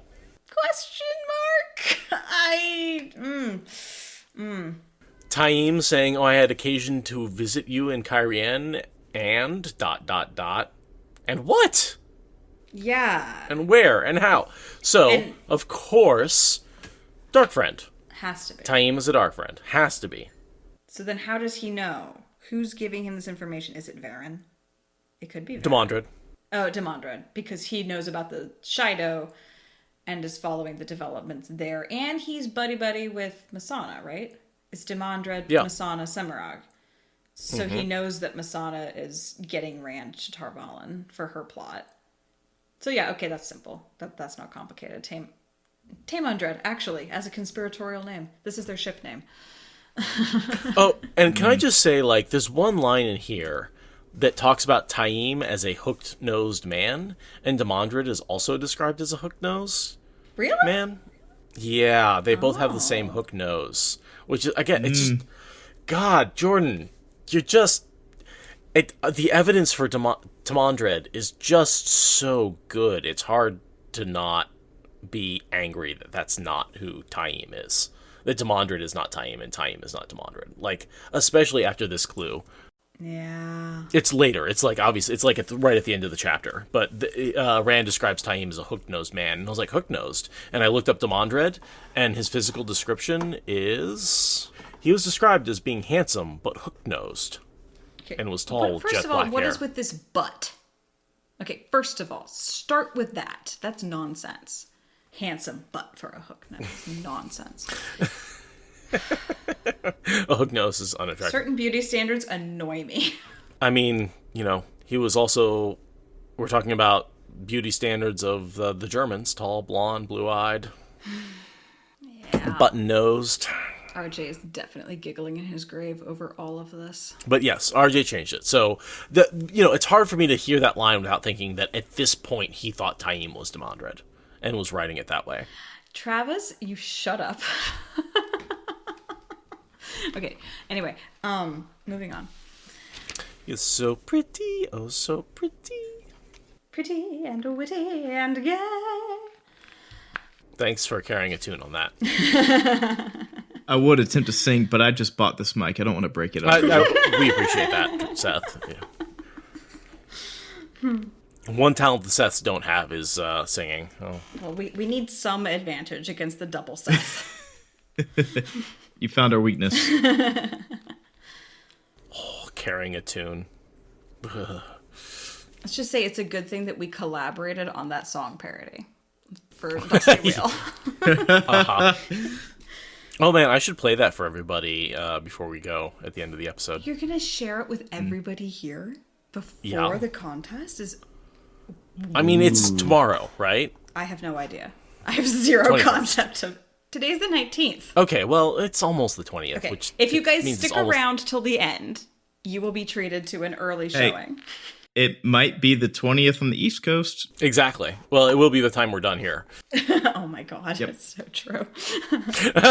We've gotten to the boom, and it's not 2 hours yet. I'm going to consider that a victory. That is a victory. Well, we kind of. We still foreshadow the first boom. Right. We haven't actually gotten to the boom yet. Okay. Rand, we can get to Rand. Right. Well, so we have a gateway open, and we see a bit of a I would say a Dumai's Wells preview. Because, like, we basically get a little mini circle where they're killing everybody in a circle around them, but it's only, like, 30 people as opposed to, like, 300 or 3,000. Right? Yeah, so, also, that first guy gets killed. Like, how ashamed would you be in the afterlife? Like, I have the power. I could have just, like, done so much gnarly stuff right when I exited the gate, but I took a spear and died. Well, we assume he dies. He falls. A spear to the gut isn't necessarily an instant kill, and Asha'man do no healing. And they do drag him into their true. circle. Right. So I kind of assume that particular Asha'man survived because he got healed. Even though 9 do die. Yeah. So we don't know which 9, but... Gotcha. That's just my puny muggle mind thinking. No, I mean, some of them die, and... I mean, they're basically... You know, this guy is effectively a red shirt, right? And, like, he may or may not die, but, like, he's still in the red shirt position of, like, we need someone to die the second that the door opens. Right. So. How do you pick the first one through, right? How do you pick who... it sort of reminds me in D-Day. Who's in the front when you lower the boat? Fuck. Like, who's the first person off the boat? Like, that's... Most annoying aggro person, hopefully. I just like that's one of those things that like whenever you see those videos and we've all seen those videos of D-Day boats arriving, and I always think about that. That's one of the things I always thought about is how do you pick who ends up in front? The one who doesn't bathe, Zarth. Oh, I went from a dark place to a very happy place with that joke. Yeah, no, it's these kinds of battles. I mean, like we were talking about before, like this is a way for us to relate to the transition from pre-World Wars to post-World War battle logistics and rationales. Like, and machine, I always think of channeling as essentially machine guns. And yeah. So these guys are like, I have a machine gun, and if I can get it into position, my side is going to win. Mm-hmm. And maybe I die getting that gun into position, but if we get it there, we win. End of story, we win. So it's worth it. If you're that committed to the cause, and also the glory factor. Like, let's not forget Lanfear. Think of the glory. There's a lot of glory. Also think of the alternative. Oh, I get to survive and not die and slowly go insane from the use of the one power. Very much like the Siswayaman. If Rand dies, what is the point of being the Spears of the Dragon? If you don't die using the power to fight the Dark One, what is the point? You're going to die a horrific, insane, painful death. You've signed a contract saying, I am a dead man walking. Right. So yeah, especially with healing on the line and with the Lord Dragon in immediate danger, like, life is a dream. Violent death in battle might sound a lot better than slow, protracted madness and death. Yep, as Abigail says. And and then this quote from Trevmodian that from way later in the books, like, they've always had a reason to fight, but now I have a reason to live. Like, the Asha'man only have a reason to fight. They have no reason to live at this point. That won't come until the cleansing. Do you have a name to go with that quote? Grady. Was that Grady? I believe it's Grady. Because it's one of the Asha'man with Perrin. So it's either Phaedra or Grady. No, Phaedra. Neild and Grady. It's either Neild or Grady, but Grady is the one with the kid. So I'm pretty sure it's Grady. I'm Googled it, and the book came up with the quote. So yes, Grady. I am Aradiapedia. Do not doubt me. I'm Googleopedia. I will confirm everything Aradiapedia says. And that's why coming on the show is so intimidating. I'm sorry. I feel like we're totally destroying your opportunity to participate. No. Like this actually makes me think of a quote from Band of Brothers, where this guy was like afraid, and it's another like commander comes up to him and is like, to act like a soldier, you need to realize that you're already dead. Like how Tamanes defeats a Fade. Yep. Mm-hmm. Yeah, and kind of how Rand approaches the last battle. To live, you must die. Right? Like, you have to be okay with dying if you're going to get through this. Mm-hmm. The closest I can come to that, and I know this is a ridiculous example, but video games. Like, you have to accept that you're going to die a couple of times to get through a platformer, right? You have to try jumping off that platform. You have to take a risk, or else you'll never figure out how to get across the barrier. Yeah, one of the reasons I hate playing video games is that I hate dying. Death is I just fucking hate it. I have the worst time being okay with that kind of failure. I don't fail well. I just don't. Death is your friend.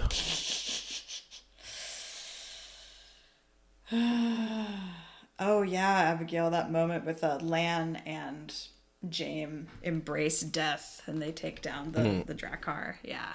So many examples. So many. I didn't come here to win. I came here to kill you. I love that line so much. Yeah. I'm pretty sure I know someone who's convinced that she's been spoiled that Lan dies because she was exposed to that quote, and I'm just so gleefully waiting for her to read through the section where she learns she is wrong. If you totally set her up to be like, oh yeah, it sucks that you know that ahead of time. No, so she can... no, I have made sure to gaslight her into believing nothing. This is how you gaslight with love: is you make sure that someone who thinks they've been spoiled is not. And then you give them true things and false things, and then you don't tell them which one is true and false, and it's great. Mm-hmm. Congratulations. Actually, remind me never to make Aradia mad at me. Dude, it's the second rule I live by. What's the first? Not talking about Spoilers. Fight Club? Don't ask Trav where he's going tonight. Yeah, don't ask Travis where he's going tonight. I never ask. Never ask. Or what he's doing tonight. I don't need to know. But see, I'm not actually bad. What or whom? Yes. I'm not a mean person. You guys don't know me when I'm mad. That was me when I was a small child. Listen, you're not dangerous in the way that Varen's not dangerous. Aw, it's like one of the sweetest things anyone's ever said about me. Because you're not dangerous until you're fucking terrifying. Until that one piece of knowledge undercuts the rest of us, and you're just like, whoop. I do By the always way, pick that as my flaw in D&D, that I would do a little too much for knowledge. Just a little bit. Let me just say, if Fane's dagger also came with the Terangrial that gave you access to all books, you'd pick that shit up in a heartbeat. Let's make a deal. Nice ref. Guys, can we take a small bio break? I think that is time for me as well. Should we just stop recording, or should we just let the recording run? Just it's easier to let the recording go. I'm gonna go 5 minutes, guys. 5 minutes, I swear. Don't go away. Let's see if I'll play. Oh, I know what I'll do. Everybody who's here live is going to get a link to the Koreathon Rhapsody with Aradia singing that they can watch while we wait. Ooh, that's nice. Yeah, there you go. So it's not supposed to be public before, it gets voted on by the Dusty Wheel, but y'all are here live. It's not shared publicly, it's just shared privately. And I will also take a bio break. I'll be right back. That means I am here by myself, which kind of feels like I've hijacked the podcast. So, monologue it up.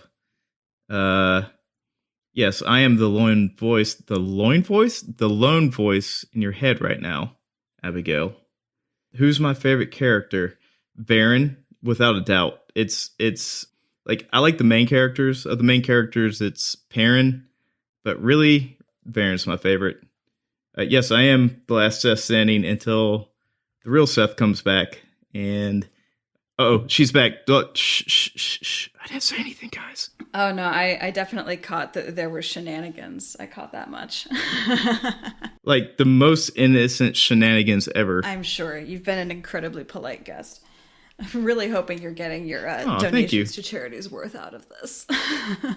Oh yes, just going to charity was the donations to charity with, and that's what happens when you have money for SpoilerCon but don't have an in-person SpoilerCon. You can, splurge a little bit on a good cause with the side benefit to yourself of being completely nervous for recording a podcast. It's funny. I'm on my third read through, and I'm a little bit of a What Spoilers apologist, because I'm like, you need to read Wheel of Time, then you need to listen to What Spoilers, because you think you know the story, but you don't really know the story until you hear, Seth, Patrick, and Aradia talk about it. I mean, I like to think so.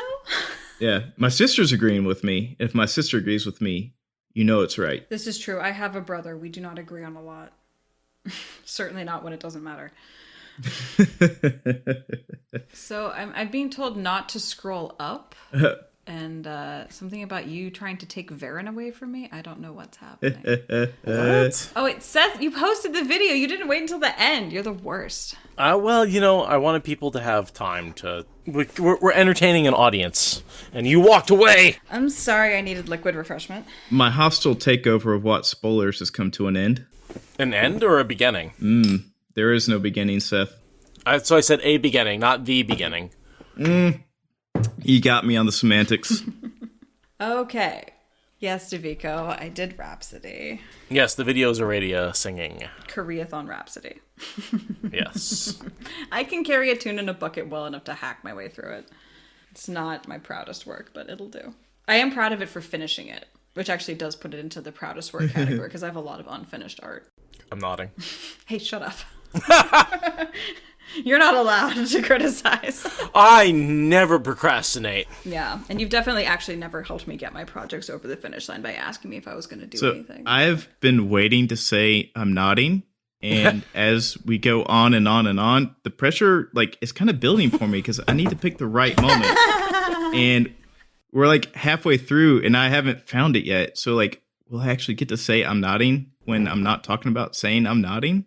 We'll just have to keep talking about the books and see where we get. So are we... You really have to do it when you're actually physically nodding. That's when it really comes up. You don't hold on to it. You're just when you actually bob your head to something someone else says, that's when you say it. Actually, I think I'm really overthinking this I'm nodding thing. I think you are, yeah. I'm nodding. You're thinking about nodding. Yeah.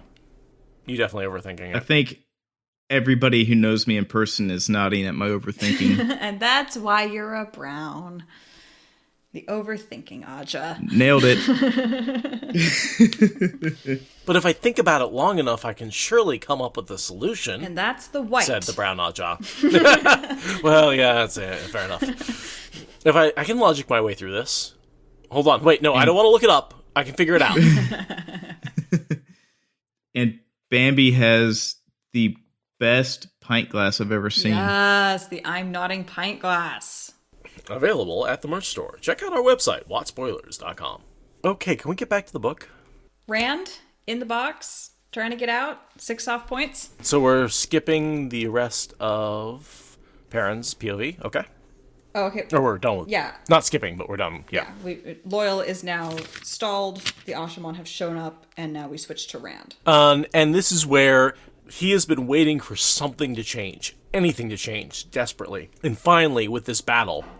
And this goes back a bit. So this is before the Asha'man show up. This is when Perrin attacks. This is when... Well, here's my question. Do they tie off the shield when the Shido attack, or they tie off the shield when Perrin attacks? That is a really good question. I think it's got to be the Shido. Oh, because Perrin doesn't become a parent for a long time into the battle. And then he just attacks the Shido. He doesn't really affect the center. Right, yeah. So it's got to be the Shido. They circle the wagons. They're fighting the Shido. They start to lose ground, and they don't know why, which may or may not be related to Perrin attacking. But they're choosing to tie off the shield in response to the Shido attack. Agreed. Because, like, it is custom to not tie the shield off. So the only reason they're doing that is because they are in an extremely dire situation, which I feel like that has to say that Perrin has started to make an impact. I would disagree, because we see a fair amount of fireballs and lightning and everything happening long before Perrin. He's, like, just peeking over the ridge. Mm-hmm. And the Shido have an order of magnitude or 2 more channelers than the Aes Sedai. 200 versus 40. Yeah. So 39. They can massively wear them down really fast. Although less skilled, less powerful, generally, the Shido Aiel. Right, but overwhelming force. It doesn't take a lot of skill to send balls of fire, right? This isn't compulsion. Right. This is balls of fire, to whom it may concern. Yeah, I've always assumed that an Aes Sedai was worth about 1,000 soldiers. So if you're facing 40,000, you would need pretty much everybody. For like a fight to the death kind of... Yeah, 40,000 soldiers versus 40 Aiel. For 40 Aes Sedai? Yeah. Yes. Yeah, I agree. That's actually a really good point, that this could have been a draw with only Rand left standing. Which is completely insane to think about. It makes Thermopylae seem like not impressive anymore. Yeah. For sure. But that makes sense to me. Like, I can count to 1,000 over the course of a battle. It seems like as an Aes Sedai, if all you have to do is like channel into someone to kill them. Yeah, and then if you had warders to keep, just at least a little bit of a distance, and it's buoyed by like instant healing. I'm thinking of like basically a zombie rush. Ooh. They wouldn't have gotten healing though. They're too distracted for healing. They can't spend their energy. The warders. Yeah, they're not instant. No, you don't. I feel like if you're green Aja, you learn how to do that. Which I mean, these clearly aren't all green. I'm nodding. Yeah, but I feel like a battle trained Aes Sedai should be able to do that. That would be like green 101. Right, but it takes a lot of energy, and that takes the Aes Sedai then a bit out of the fight. So like healing them saps their strength that is a faster. good point. So they have to really choose. Yeah, that's a good point. And yeah, I mean then. But I'm guessing an Aes Sedai is going to heal her own warder who's dying, as opposed to getting like the warder despondency when he gets killed. Oh, for sure. Yeah. For sure. Maybe not. They may not be healing like all the soldiers, but they're certainly healing their warders. Agreed. Yeah. Well, Metal Zatura completely punched a hole in what I was saying. Just like, except none of the greens actually get battle training. Well, effective. Yeah. Depends on. Yeah. I mean, we see how ineffective they are during the attack on the White Tower by the Shan-Chan. Thanks, Metal. Yeah. True. It's really true. Thanks, Black. Thanks, Obama. Thanks, Gawain. Let's just blame Gawain. Thanks, for Gawain. this. Yes. Well, obviously blame Gawain for that. Yeah, but no, it's the fact that the Aiel wise ones add themselves, or that the Shido wise ones add themselves to the battle, should have been what tipped the balance. From where the Shido were sitting, this was a desperately bad bargain, but one they were almost definitely going to win because of the wise ones. Perrin brings in the counterbalance to their wise ones, and then some. Well, which and I wonder Taim does as well. And that's the Taim. real change. Yeah, like Perrin is attacks, but he's going to fail. Like he gets through to Rand, and that's enough. But he loses everybody else. Like he might have been able to rescue Rand at the cost of every single one of his troops. Okay, question: did Perrin have to show up? Or would the Asha'man have taken care of this on their own? That's a long silence, guys. Because I want to say no, it wouldn't have mattered, because from the battle standpoint, you basically got Shido and the Asha'man. Those are the two important forces, and everything that Perrin brings to bear is essentially insignificant. On the other hand, the pattern does have the pulling. If Rand had been rescued by only the Asha'man, would he have been corrupted? Would he have been taken? Would he have been Would something different have happened if he didn't have his allies there to support him? Ooh, I think you have a point there because when they lower the shield, Perrin's like, you absolutely do not need to stay here for hours while you learn that area. Like, if Perrin wasn't there, maybe Rand could have been swayed, and then he would have lost support of the Aiel, because maybe all the wise ones who were... if the wise ones would have came with Szeth without Perrin, maybe they would have died. And then he could have lost support of Aiel.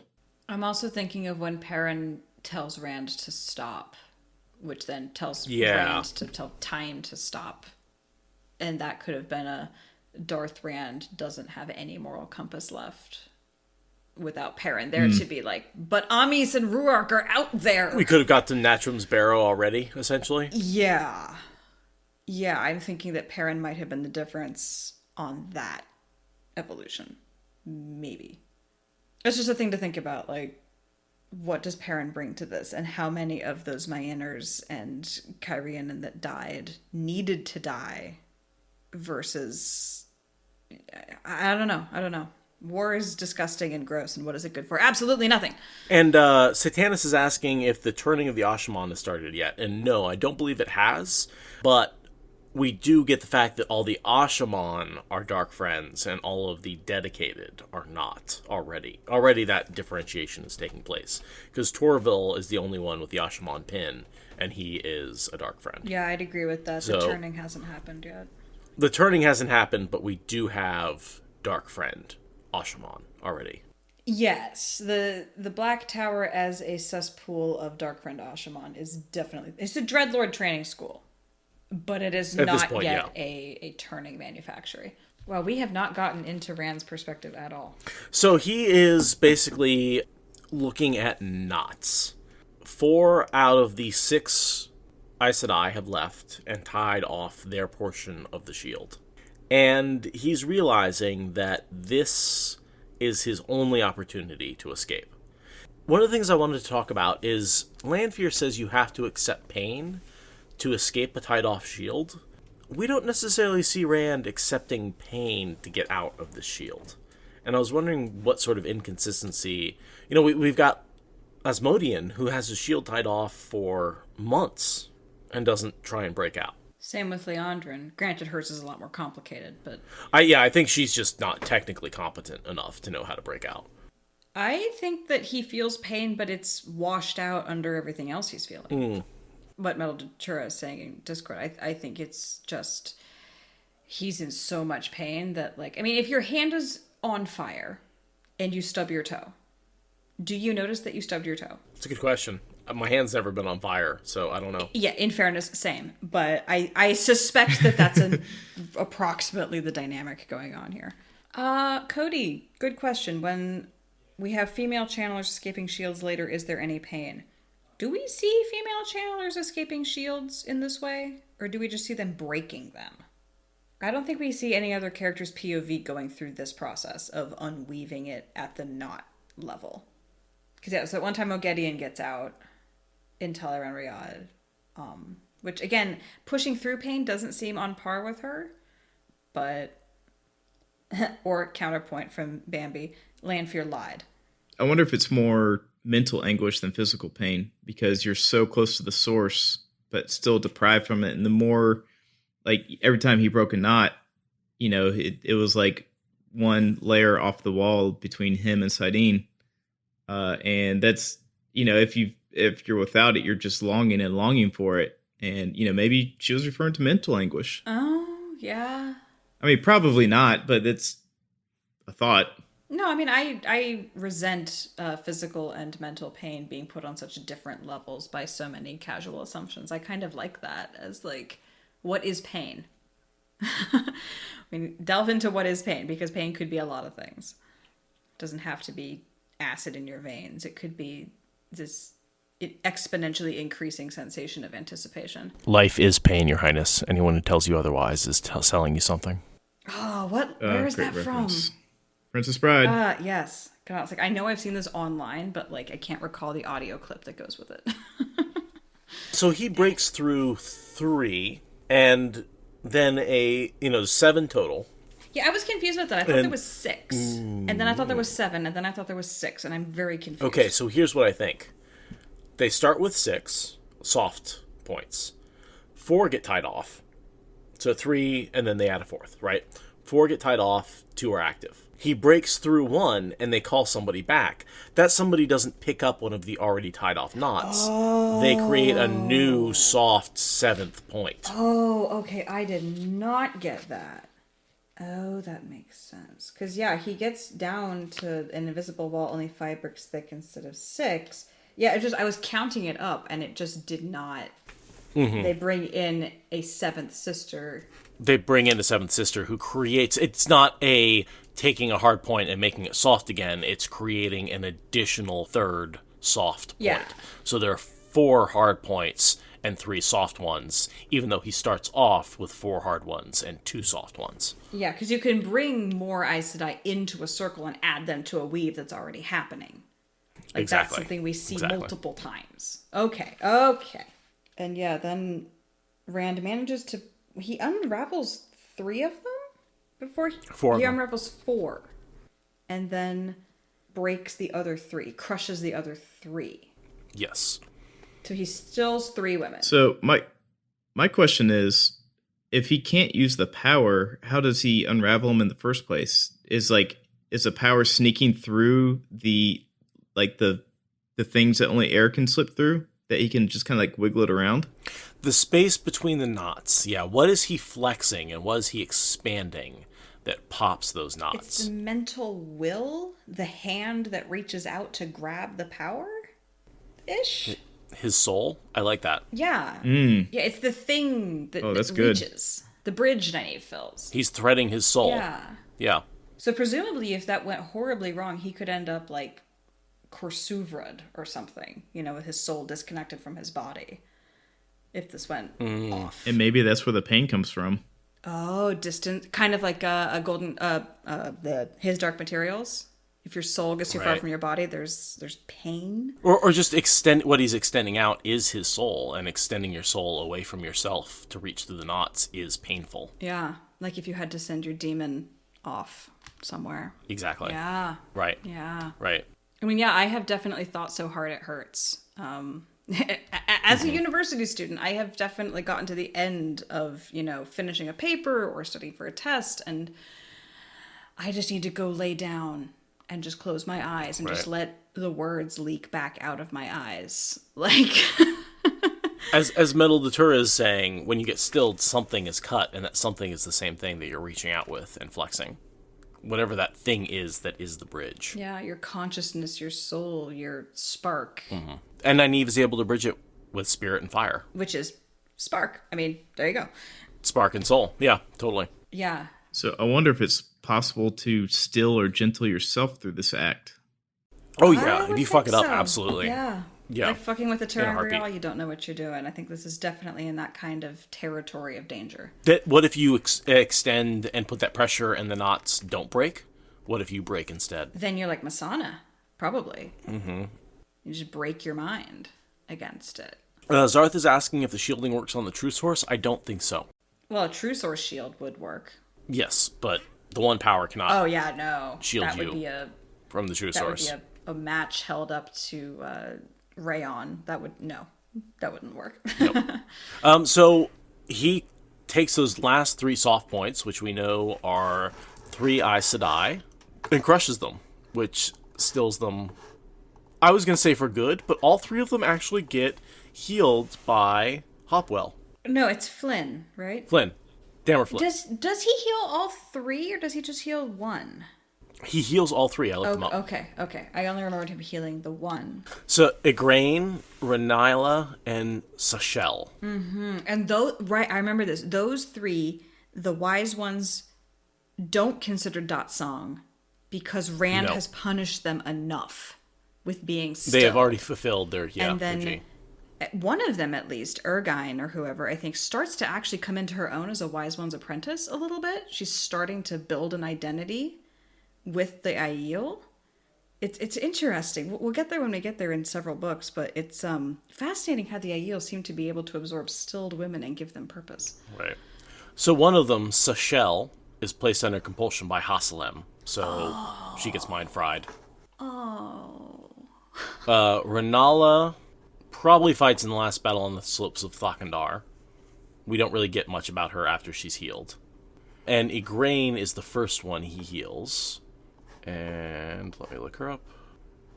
I had this open, but I can't find it. How many tabs? I have so many tabs open for this episode, guys. It's insane. Igraine presumed that she fought in the last battle with other Aes Sedai. Yeah, she just kind of gets restored.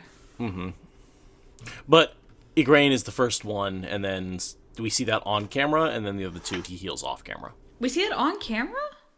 No, we see the news of him healing her on camera. We don't see the healing on camera. It's in Winter's Heart. I remember there's a great chapter 13 piece from Kate Redding. It's like, and the fact of the matter is, he's gone and healed Ergon. She says it in this accent, and I just love the way it rolls off her tongue. It's a Codswain POV. Yeah, and it's one of the other Aes Sedai talking to Codswain. Yes. Yeah. Corell enters after a while and tells her that Daemar Flynn has healed one of the stilled Aes Sedai, Igraine. She is back to normal. He wants to heal the other sisters who are stilled by Rand, Soshal and Renalan. And they agree that they cannot possibly leave a woman stilled when an option out exists. Exactly, yeah. And they go ahead and swear fealty right away. Right, because, and this is when we learn that the cross-gender healing is what allows you to have full restoration. Full power. Yeah. Right. Yeah. Oh, man. But yeah, this is the other side of that experience when they get stilled in the first place. That's what's happening here. Ruthlessly crush. So he takes his soul, reaches out, gets the power, and then takes their soul and, like, crushes it like bubble wrap. Yep. Pop, pop, pop. Oof. And then he explodes the chest, because the whole thing, you can only channel at what you can see, and he can only see the inside of the chest. He stills them while he's still in the chest. That's how much of a badass he is. He's got his head between his knees and all that awful stuff, and he stills 3 women simultaneously. Crunch. And I love how he had to convince himself that it was his choice to do it instead of LTT's. Oh, yeah.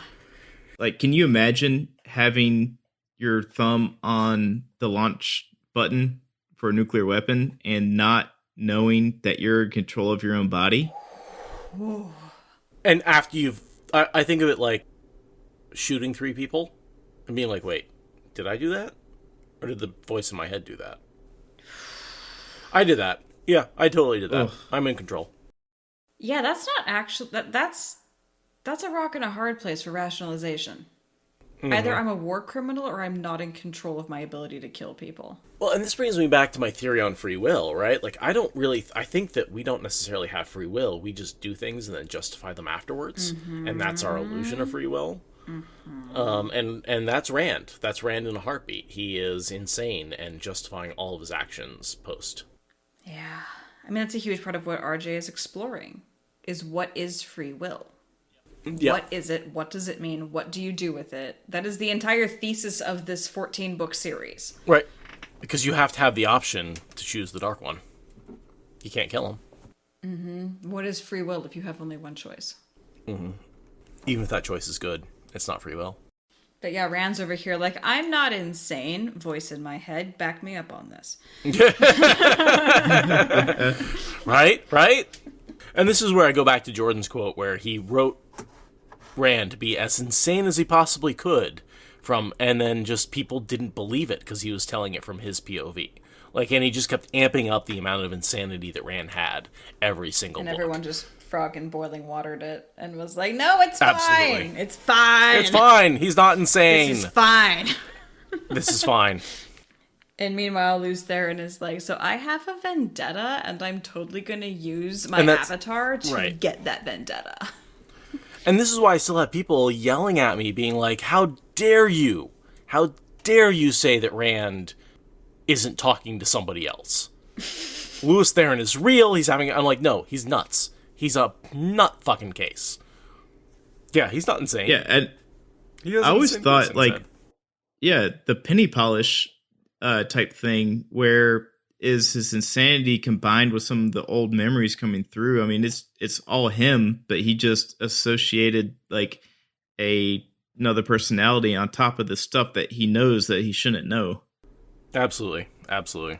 I mean, people have made up weirder explanations for the things they do than just their reborn selves. Just saying. Listen, Jesus talks to me in my head. I know it. Have you ever heard of the, No, that's an unnecessary tangent. I'm sorry. We're going to stay on track. Just out of curiosity, were you going to go with the 3 Jesus study? No, I was going to go with the Messiah syndrome. Yeah. That's the same thing? So there was a study where they took 3 different mental patients who all assumed they were the Messiah and Jesus and put them in a room together. Well, that's not what I'm thinking of. And, I'm thinking of how people go to the Middle East and then become possessed by the idea that they are the chosen one when they go to Jerusalem. Oh, I didn't know that. This is a known phenomenon. I forget where I read it. It was some book.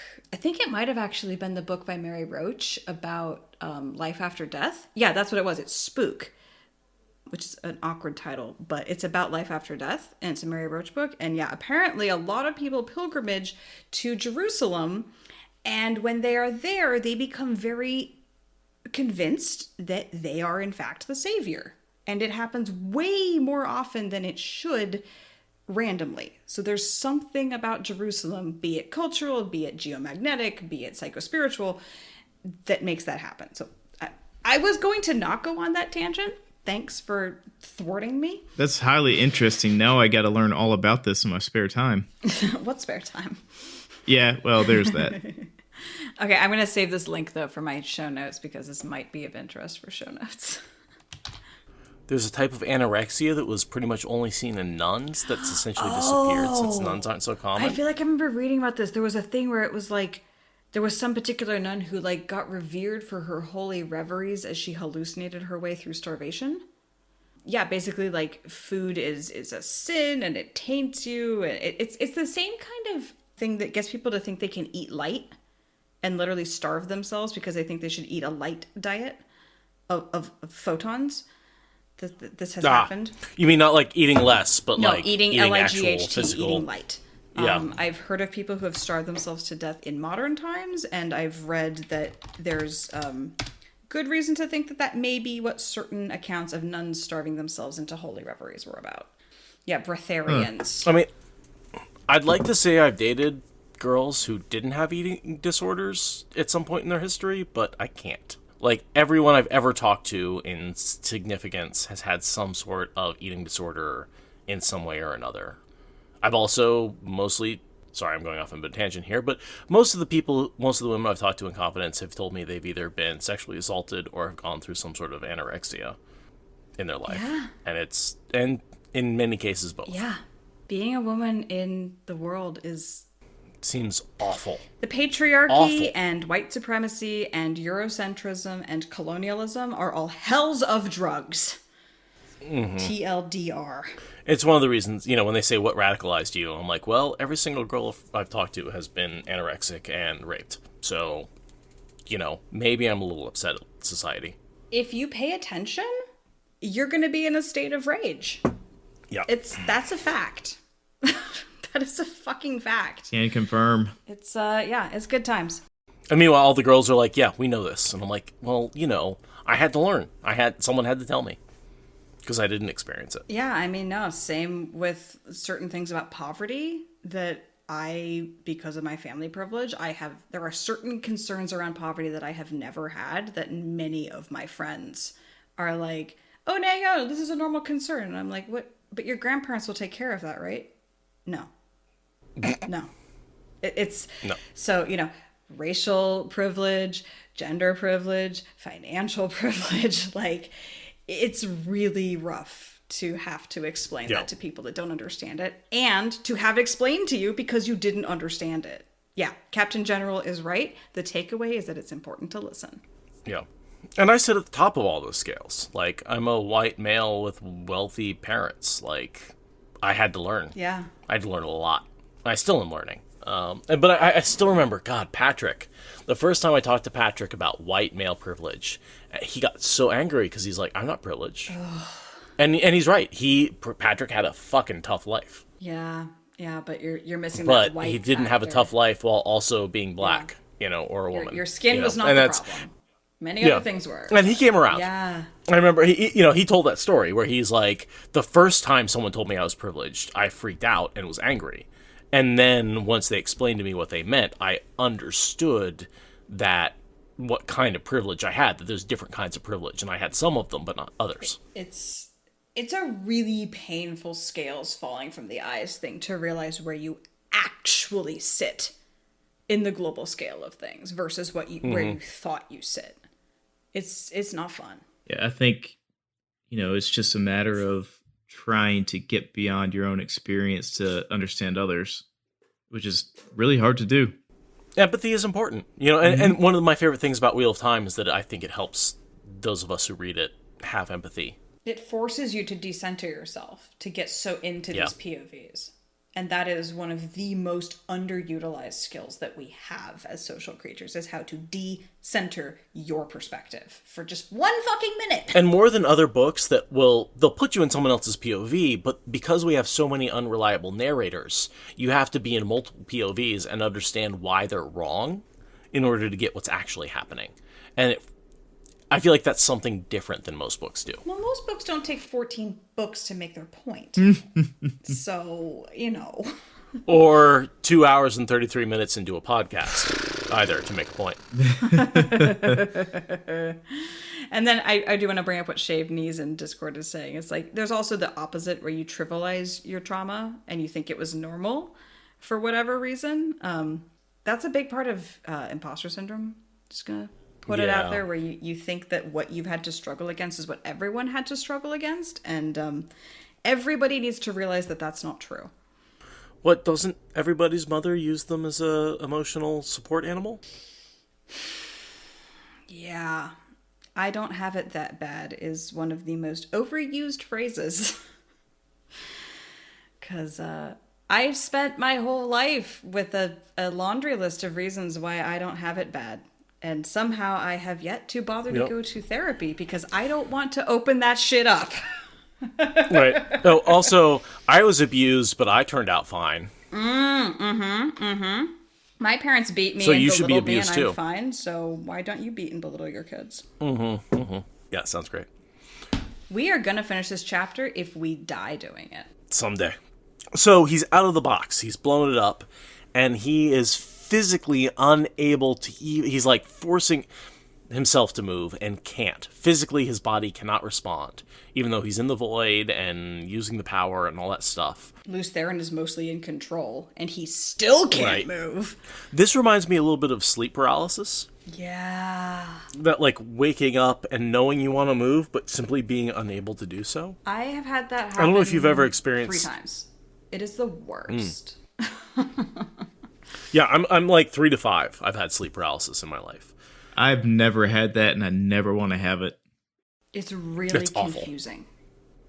Yeah. It's like, that's the overarching sensation for me, is confusion, because I can't make anything happen, but I can think. I'm like, yeah, and I'm like, move. I'm like, literally, my memory is trying to take my arm and throw it. Like, come on, throw your arm. Just throw it. Throw it. Get off. Move. And just getting angry that I literally couldn't move. I couldn't move my head. Yeah. Yeah, well, no, Like, but I was, I couldn't move anything, but I was doing. concentrating on my arm. Like, I just want to, rotate my eyes to see something else, and I can't do it. I can see, but I can't move the eyeball.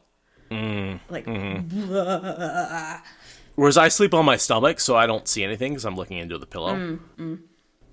But, like, I feel like it's that feeling of, like, I'm laying on my arm, and all I want to do is, like, get my arm out from underneath me, and it hurts. It's like I'm physically in pain and can't move. Oh, man. Sleep paralysis is... And there's somebody at the door, right? Whenever I have sleep paralysis, I think somebody's at the door trying to get in. I've never had that. I've just had these weird looping nightmares where I suddenly realize that I'm not actually asleep. And the surface in front of me is my blanket at like 1.5 inches, and I can't even move my eyes. And I'm like, okay, go back to sleep. And then I wake up and I'm in the same spot. And it's just like... And Bambi is asking, can you breathe deeply when you're in that state? The scary thing is you still breathe at a sleeping, low, slow your breath. body is asleep. Like your body is asleep, and you can't fix your mind is that. awake and your body is asleep. It's... It's bad. And there's creepy pictures from like medieval times of like demons sitting on your chest and like sucking your brains out. And it's like, I've never had anything with terror. Apparently, usually this is accompanied by an actual emotional, like chemical signature of terror. Oh, I have every single time. That's when the second I saw this image, I was like, yes, I've experienced that. Yeah, I've never experienced the terror. I've only experienced this like creeping, increasing sense of confusion, every time, which peaks at terror. And then it resolves, so... Even though I know what it is now. I'm like, you have sleep paralysis, and you're panicking. Like, I can literally, in the moment, think, like, you were experiencing sleep paralysis, and still be panicking. Yeah. So, yeah, I think that Rand is definitely in a waking version of that state. As he bursts the box away from himself, but his body takes minutes to actually expand into the space.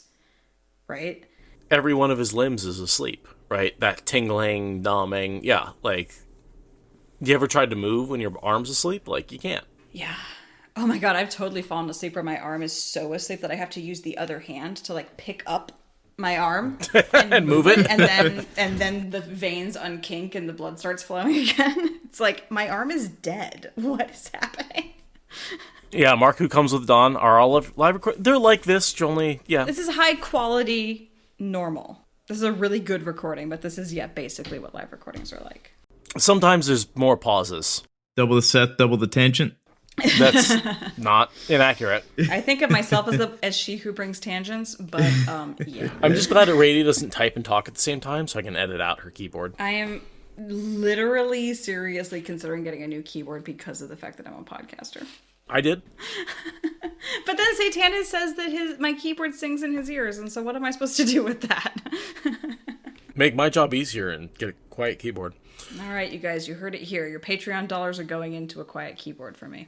I'll send you a link. And do that. Okay, Luce Theron is free. Luce Theron is vindictive. We're getting there. And so he sees Min, and she's not moving because she's tied up.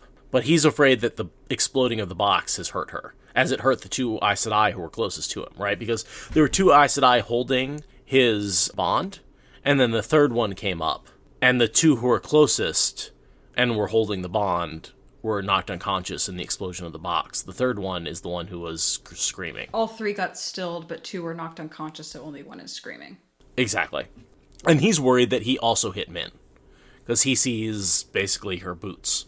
Yeah. Lying underneath the wagon. It's interesting that she's, like, more worried about him than anything else. She's literally bound hand and foot, and she's like, all I could do was think about trying to get to you, and I was worried you were dead. It's like, girl, how are you even getting to him? You're army crawling. Yeah. Like, her love for him is so pure and focused that it hurts. But she doesn't know the box exploded from the inside. She's worried that someone attacked it from the outside and killed him basically by, like, fireballing the box. Yeah. And also that she wanted him to not even take the time to untie her. Like, that, to me, that's very unmen-like. Mm-hmm. To just, like, throw me over your shoulder and let's get the heck out of here.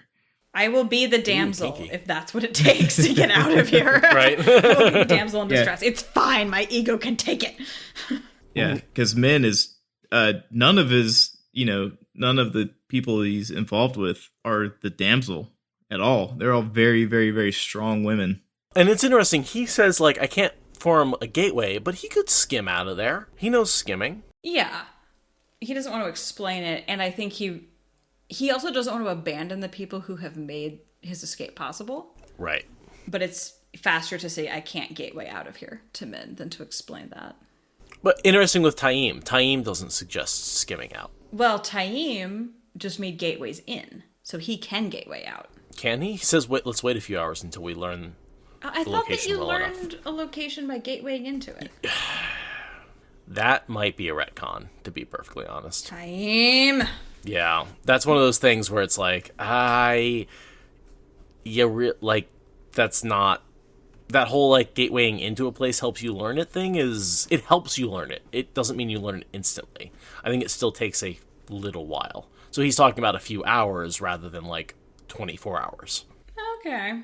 And I mean, this is a very chaotic moment. There's a lot going on versus Rand, doing his little hop, skip, and a jump Brando Sando thing later. So. And we do see that in in the next book, when they attack Ilian, Rand is able to open a gateway as long as it's only a short distance. Mm-hmm. Oh, Marco Comes with the Dawn is suggesting that they skimmed into this battle. No, not at all. Because when you gateway, you need to know where you're leaving from. And they left from the Black Tower. Right. You don't really need to know where you're arriving. And they've lived in the Black Tower. They know it really well. Right. They definitely gatewayed in. Okay, yeah. The question is, why can't they skim out? Maybe Taim doesn't want to teach them skimming, or he doesn't know it himself. Seems like Rand should be able to do it. Rand has one or two things on his plate. Okay, fair. Because, Taim comes up to Rand saying, here's what I can provide for you, right? He's not saying, I'm assuming you can teach my men how to do X, Y, Z. Yeah, and also, can he even hold enough power at this point to create that gateway to skim? Right, to get the whole army out is going to take, like, a multi-gateway approach, or, like, a circle gateway approach or something. Yeah, because right now he can really not stand without men's help very well. Yeah, he's at the edge of his endurance. Rand would be passed out if he wasn't bonded by Alana at this point. He is relying on the water bond to stay awake at this point, I think. Again, I do not like to condone Alana's behavior, but that's probably why he's still functional at this point. That is the definition of a silver lining. But yeah. No, I gotta say that the gateway skimming thing feels very inconsistent to me here, from what we learn about it later. Yeah. Yeah, I'm sorry, RJ, but I'm not thinking that you saved yourself on that one. Mm-mm. Or at least Sanderson took it in a way that I can gateway for a short distance, right? We get that from the next book when he attacks Ilian, right? You can open a gateway and just go a short distance. But then that you can go a short distance and opening a gateway helps you learn. That's a very Brando Sando thing. That's a very Brando Sando thing. The gatewaying into a place helps you learn it, I feel like, is not something that's canon until much later. I strongly agree. Yeah, I've always said that the one power is actually super overpowered if you think about it. And it takes someone like Brandon Sanderson to really start to show you how many things you are missing on the hackability of that. But Jordan likes to do that. He likes to say, like, yes, the potential is there, but they just haven't thought about it. And as TC Traveler is saying, we can put this on the weirdness around Asha'man being drug lords. Taim is parsing out information in odd ways as a red flag to let us know that dark friends are infiltrating the tower. Like, we can just bundle it under that if we don't want to tear apart RJ's world construction. We can just claim it's a dark friend plot. Mm-hmm. Isn't that convenient? It's either Taviran or a dark friend plot. Or Gawain's fault. Pretty much, or Gawain's fault. Fuck Gawain. It's all Gawain's fault. If he just paid attention, he could have stopped this whole thing. Yeah, it's entirely Gawain's fault. Everything about this is Gawain's fault. Okay, so Rand and Min are reunited. They're both untied. Rand is like, you need to hold me up. Also, I'm going to protect you. And it's really adorable. Mm-hmm.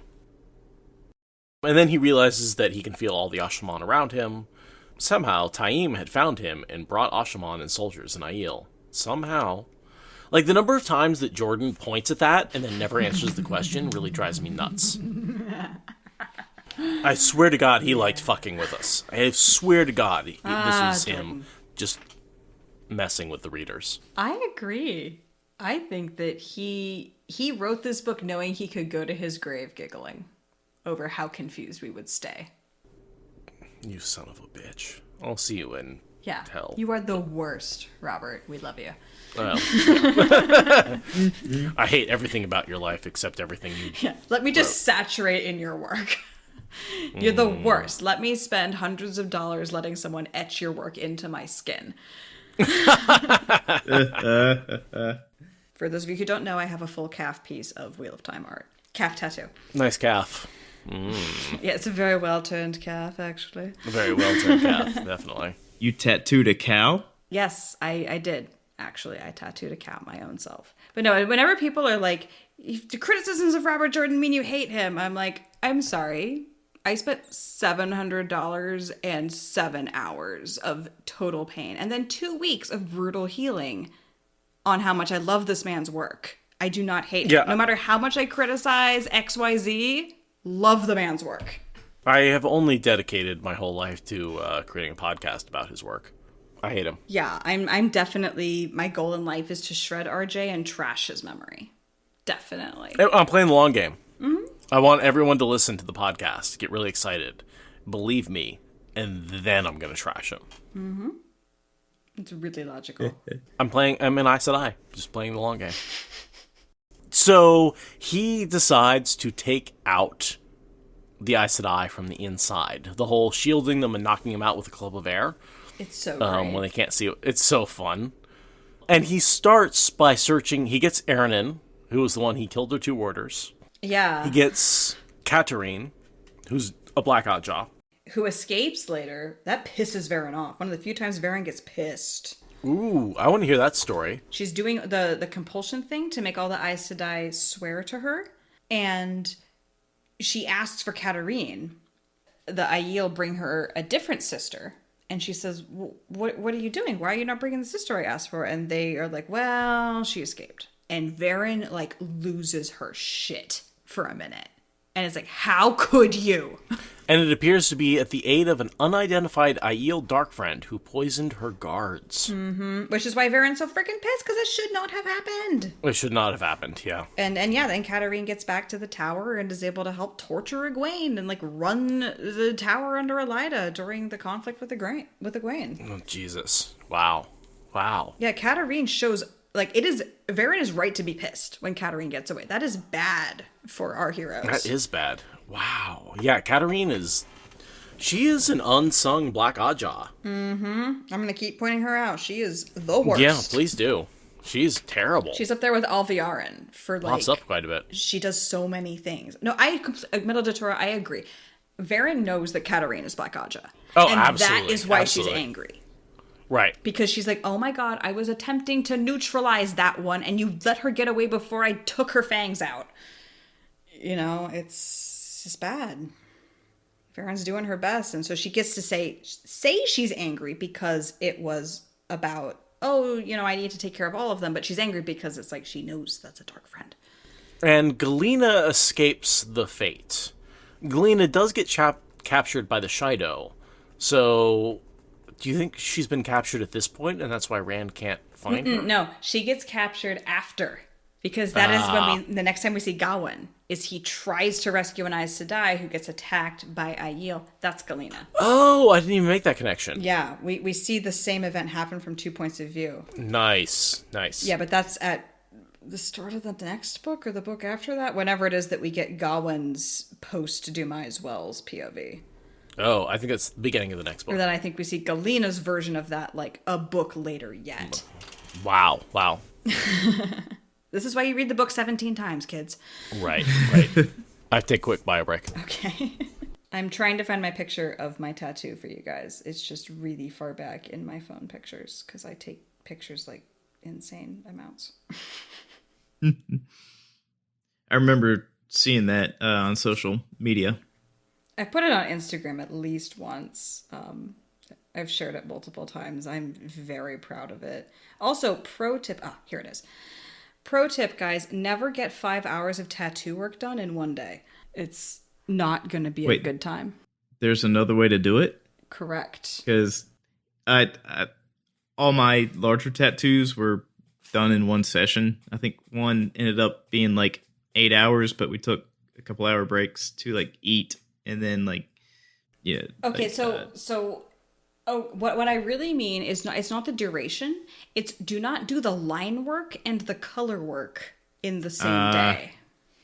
I could handle doing a tattoo that reached from my wrist to my ankle over 8 hours, but going over a calf 5 times from the thin line work to the dark line work to the thin shading to the light shading to the fill-in shading. Yeah. Oh my god. So my tattoo on my leg, I got one on the outside from my ankle to my knee. I did that one setting, and it was the most painful tattoo I've ever received. For some reason, the leg just hurt me so bad. I have tattoos on both my arms and my chest. And the leg was just, ugh. I I've never wanted to get one on my chest. I feel like that would be really sensitive against my ribs and stuff. Like the sternum, I don't know. I cannot imagine a chest tattoo. Yeah, well, mine is like on my pec muscle, so it's not like on my sternum. Oh yeah, that's an area that I muscle. I'm not inclined to tattoo there for reasons. Well, yeah, for artistic distortion reasons, if no other.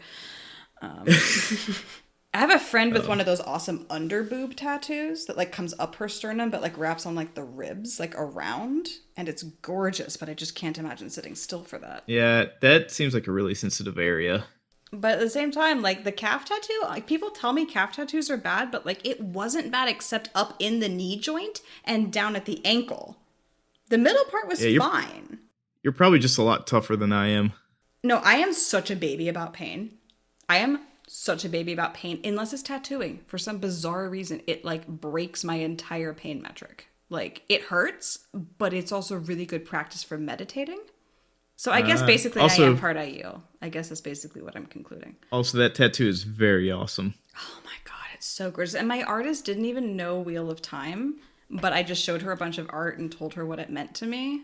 And I left her with a copy of Eye of the World. But she was like 7 months pregnant with her first child when she was doing that. So the odds of her reading it are really, really low. Well, the book won't go away. No. But 18 years from now, the kid will be out of the house. Yeah, right. Be bored. She'll be like, oh yeah, this book I got 20 years ago. Let me pick it up and read it. Because, I mean, she did spend, an entire day staring at the words, the wheel weaves as the wheel wills, while she filled in purple clouds around it, so. Yeah. What does this mean? Let's find out. Yeah. True recruitment strategy. So we've got Rand taking out Aes Sedai one by one. He takes out the two who abuse him the most. He misses Galena and decides basically to take back from LTT his free will, his agency, and go after all the Aes Sedai. Rather than, you can go after basically one after another, rather than looking for the ones who beat him. Right, the most strategically important thing is not the most emotionally satisfying strategy. Exactly. Right. Take them all out as quickly as you can. Don't worry about the ones who you have a personal vendetta against. But LTT is really vendetta focused. Just a little bit. Yeah. Because he's a little insane. Mm-hmm. Which also tells you it's not really LTT at all. Mm-hmm. Again, the insanity of Rand being bundled under the umbrella allows LTT to be way more paranoid and insane than he may have ever been in real life. For sure. Yeah, I gotta say, this helps me be more convinced than ever that LTT is a projection of Rand. And so as the lightnings fail, as he takes them out, and it's funny that, like, all that back and forth, Rand is really what takes out the Tower Aes Sedai. Yeah. If they had kept their 6 on him, they may have won. Agreed. Or ended up in that showdown Perrin was afraid about, where there's a knife at Rand's throat. Mexican standoff. They may have had a chance against the Asha'man when they came in. Although it's interesting, the boom, and we talked about the boom and the gateways happened at the same time. If the boom hadn't happened, would the gateways have happened? That's a good question. Or if the boom hadn't happened, would the Aes Sedai have been effective against the Asha'man? Even though there are 200 of them, they're not as experienced. These Aes Sedai are hundreds of years old versus Asha'man, who have 6 months of training, maybe? Tops. Like, yes, they're more powerful, but, if they were holding their own until Rand started doing his thing. You never look inside at the treasure chest for the source of danger. That is the biggest advantage that Rand has. It's not that he's taking out Aes Sedai, it's that it takes them so long to figure out who is taking out the Aes Sedai. Right. Same thing with Perrin, where he's sneaking up on the Shido, right? Like, coming at someone from behind is a huge advantage. Mm-hmm. It's not that Perrin's good at fighting Aiel, it's that Perrin plowed into the backs of the Aiel. Right. That's the edge. I like this moment here where Rand watches a dozen Aiel men come towards him curiously before he kills them. Yeah, well... Because on the one hand, yes, he doesn't know who they are. On the other hand, what a callback to the Age of Legends, Breaking of the World.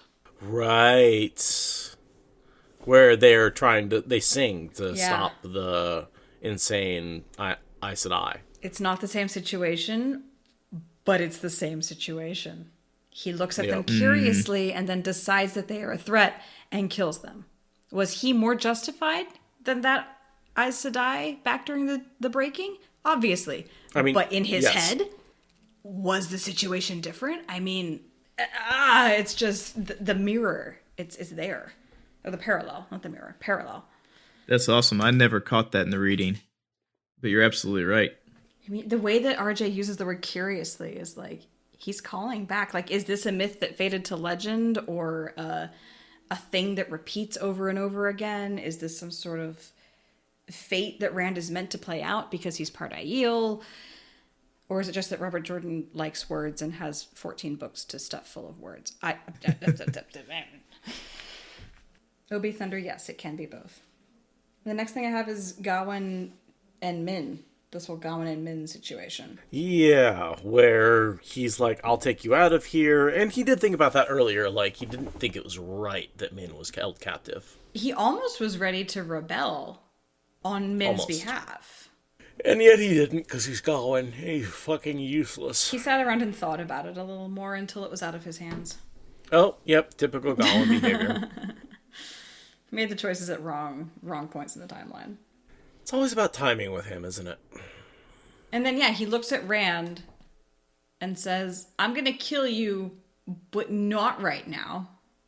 Catch you next time. One day, I will see you dead. It's like, all right, whatever. Like, he's so wrong. Like, this goes back to all the misinformation, right? The rebel Aes Sedai thought that he stabbed, ordered the one Aes Sedai stabbed. Like, Demira, like, this is just, Gawain thinks he killed his mother. There's just, everyone's against him because they're assuming things about him that they haven't verified. And Gawain is just like, you killed my mommy. Fuck the fact that you're gonna save the world. Like, right. I'm sorry. Like, familiar relationships are important, but like a moment of perspective. And let's rephrase that.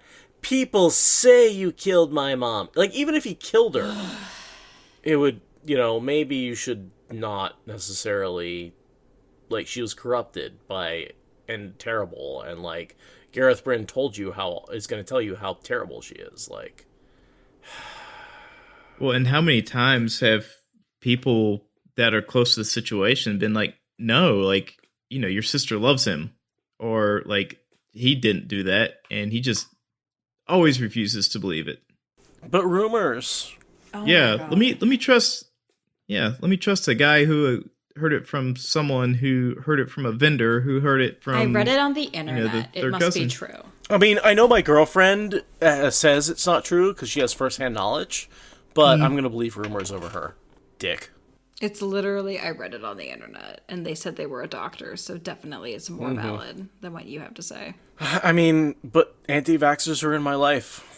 They are in my life too. Gawain is an anti-vaxxer. He just believes the rumors over actual, and the rest of us are being like, "You moron! Why do you believe that?" And he's like, "Well, I heard it on the internet." And alternative facts are. Someone posted it on Facebook. He's just telling people, do your research. Yes, Gawain is the ultimate wielder of the term sheeple. The dragon is awful and killed Morghese. Do your own research, sheeple. Yeah. Yeah, Elida is the one telling the truth. Wake up. Mm-hmm. He's just asking questions. He's just playing Shaitan's advocate. People have been saying Rand is evil. That's, I don't know for sure, but people have been saying it. Yeah, I mean, like, how can you really know what's true anymore? Like, a bunch of people are yelling, and a person who's an expert has intimate knowledge of the experience. How do you know who to trust? I'm only doing this because my constituents believe Rand killed Morghese. Thanks for that, Keith. Okay, moving out of politics and into finishing this chapter. We're going to do it. Interesting that Rand protects Gawain's life despite all that. Because he cares about Elaine. And Egwene, but mostly Elaine. And he knows that Elaine's brother dying would cause her pain. Right, and he feels guilt around not having been able to save Morghese. So again, saving her son is the next best thing. And he liked Gawain. They were friends for a whole 45 seconds. And an important point to remember is anyone with a dragon and sword is probably a dark friend at this point. They are Taim's men. So we don't get a name for this hard-faced young man, but I have to assume he's a dark friend. Because he has both the sword and the dragon. I'm nodding. It's a fair... Because we never get a name or a follow-up, so that's a really fair assumption. But the only channelers in the Black Tower who have been raised to Asha'man are dark friends at this point. I think Logain's the only one that achieves any rank without being a dark friend, right? Yeah, as far as I'm aware. And didn't, he give that up begrudgingly? What do you mean, give it up? I seem to remember, and it's been a while since I've read over this, but he gave him Asha'man status, kind of because he had to. Because of... yeah. Sure. Yeah, totally. Yeah. The prestige of who Logain was and yes. all that. Yeah. Yeah. And his knowledge and all that kind of stuff. Unfortunately, as much as Taim is creating a tower, Black Tower within the tower, he never had complete control. There was always folks who could recruit without him. There was always lessons that were given without him. He very quickly could not make the entire Black Tower Black Aja.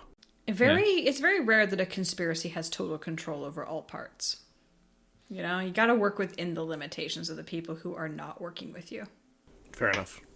Taim doesn't mind beating down one of his own Asha'man to prove that he's on Rand's side. Look at me, how much I'm on your side. I'm definitely on your side. Definitely not stabbing you in the back. Definitely look at my right hand, not my left hand that is holding a knife. And this is the second time he's done that, too. Oh, yeah. He clips Torvald over the ear when he goes to the Black Tower, doesn't he? Or something like that. Yep. Yeah. Is it the same Asha'man that he knocks over the head? This is Gedwin. That would be really funny. Oh, okay. Gedwin and Torvald are not the same person? Question mark. I don't think. No, they're not. Okay. No. Then they're not the same person. And then, Taim is just like, oh, by the way, you're totally not going to hold it against me for saving you because I saved you so hard, right? And Rand's like, I'm going to let it slide this time. Which is bad move, Rand, but also, what else are you going to do? He tries to heal Rand. You guys have any thoughts on what would have happened if Rand let Taim heal him? Compulsion. Absolutely.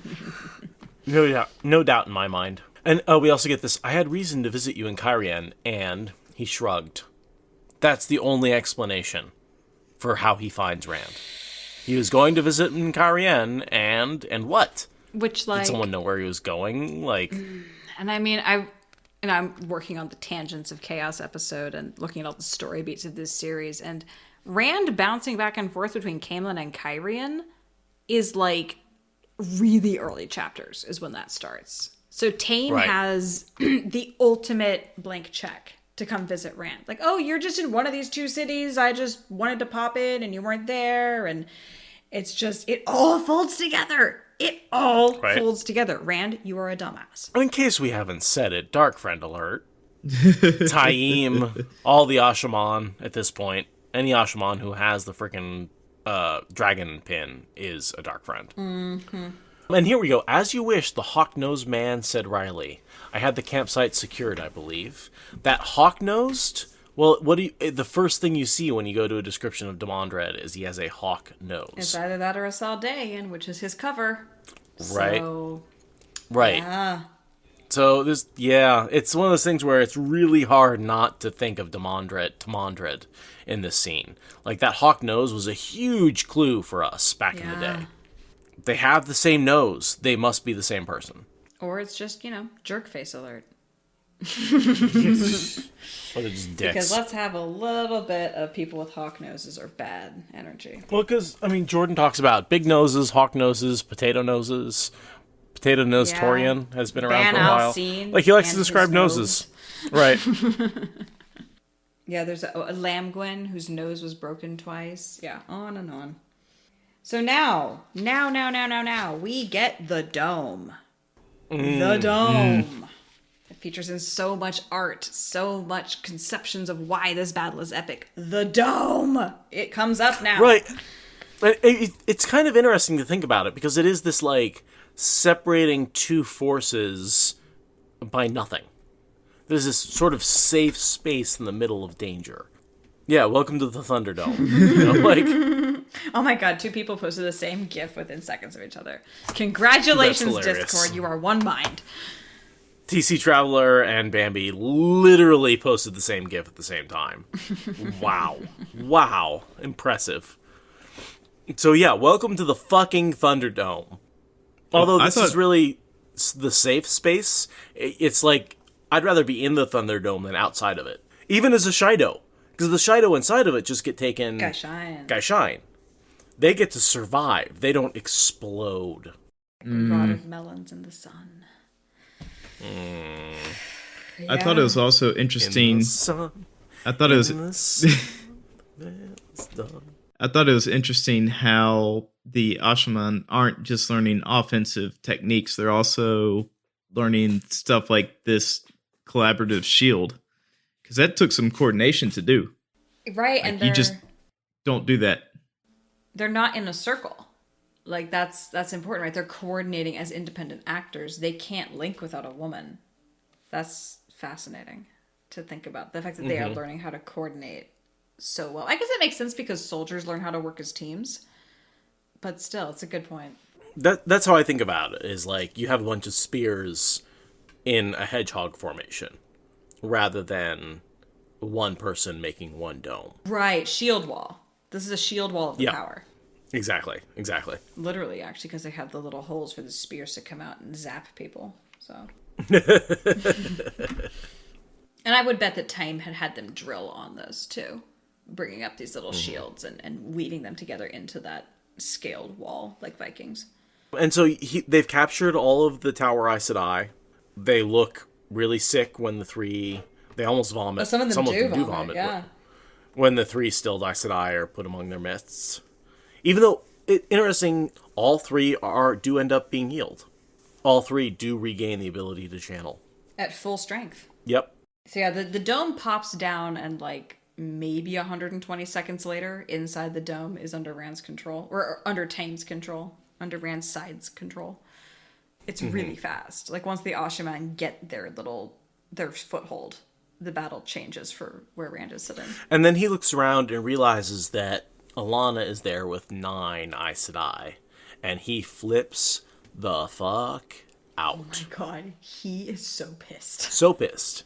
And which is a little ridiculous, because they came to rescue him. It's like, the more the merrier.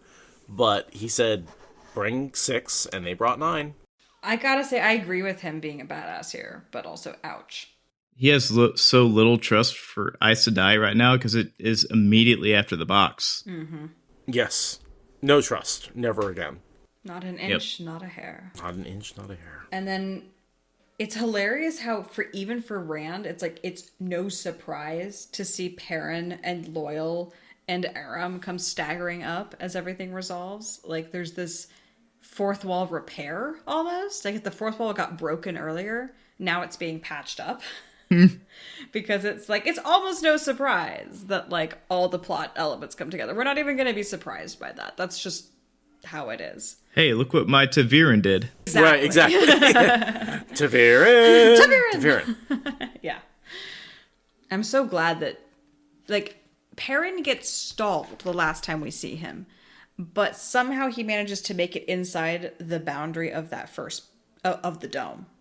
He gets deep enough in that the dome falls down behind him. I think the Asha'man make the opening for him. You think?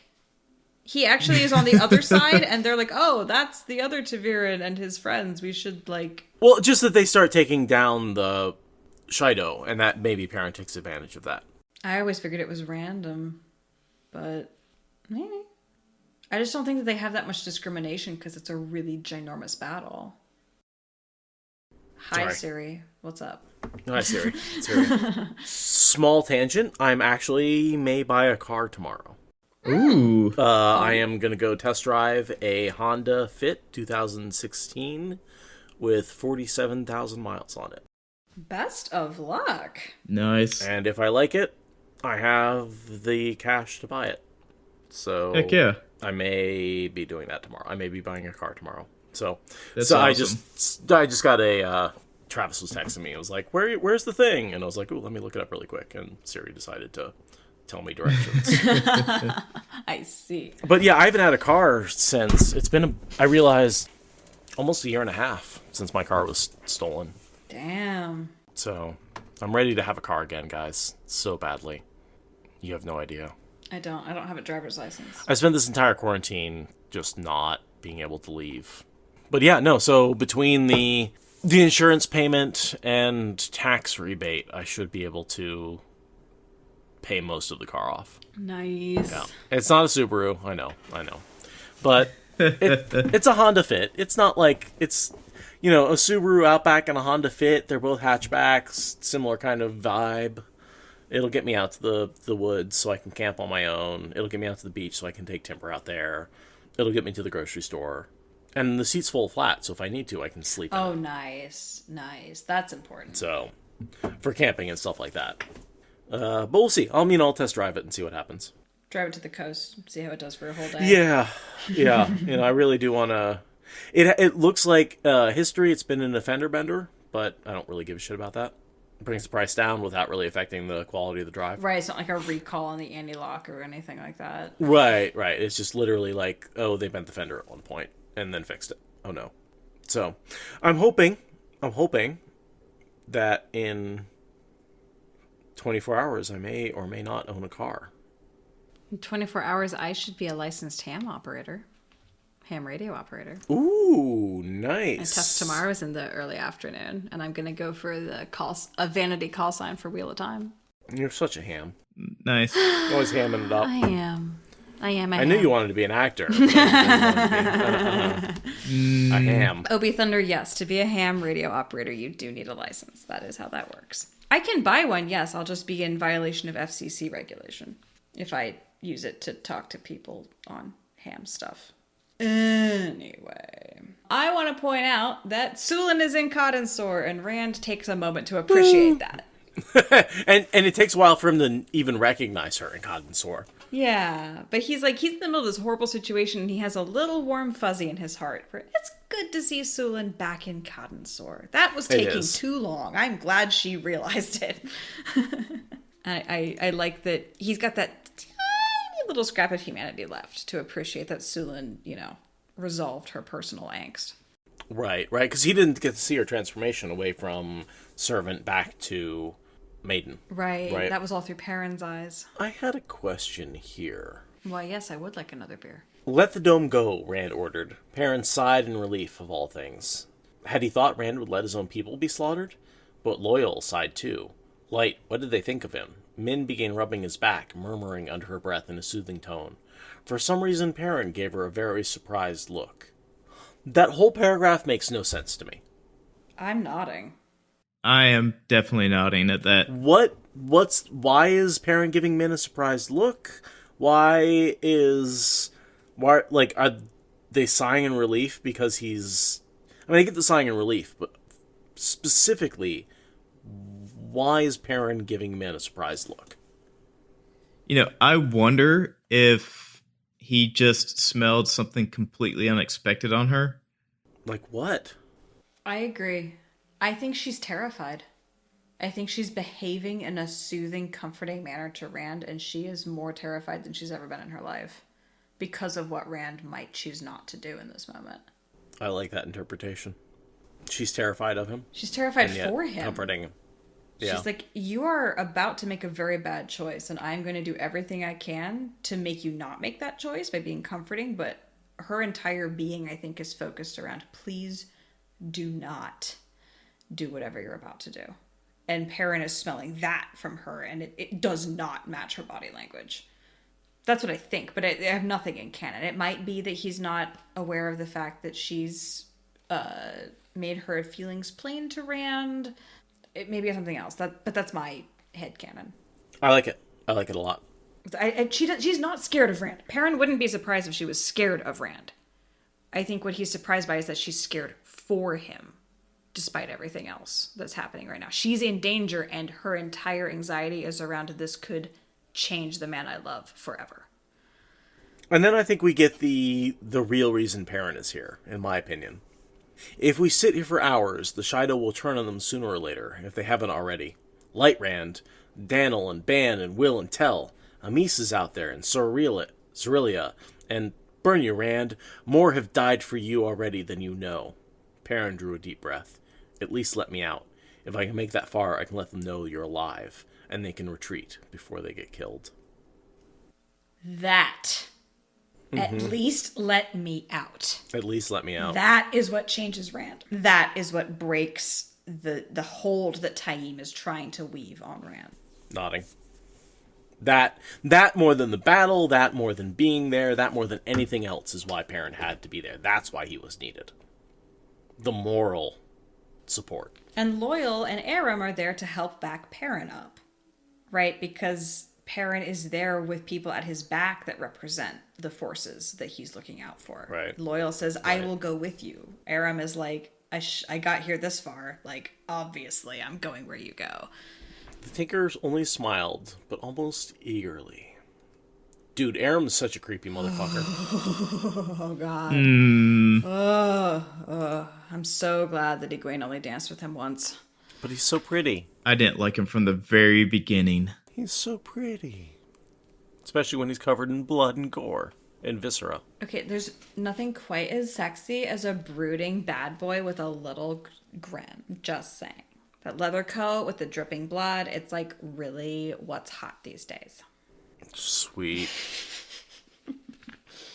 Oh, I like what TC Traveler is saying here. Perrin didn't need to get Rand out of the physical box, but needed to save Rand from acting out of his trauma at the command of a dark friend, Tame, in this moment. So much nodding. Yep. It's a good summarization of the point, yeah. There are many boxes that Rand has to escape here, and they are not all made of wood. Most of them are mental. Yeah. And Taim is like not accidentally building a box the way Gawain is. This is a deliberate, how can I mess with this guy sort of box building. And next, we get Break the Shido. I love Rand's justification for it. Savannah wants to take my head. It's like, dude, you misinterpreted that. Savannah wants to marry you. Savannah wants to do something to your head. Ah, nice. Very nice. Yeah. Savannah is thinking about the small head, shall we say.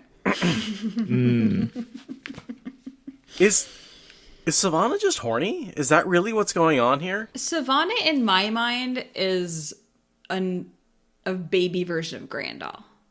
She wants power, she wants control, she wants luxury, she wants adoration. She wants to be at the lap of luxury. But doesn't control the... I don't have a good word. Go ahead. She doesn't want power for power's sake. She wants power for what it can bring her. And that's why I think she's Grandal and not Lanfear.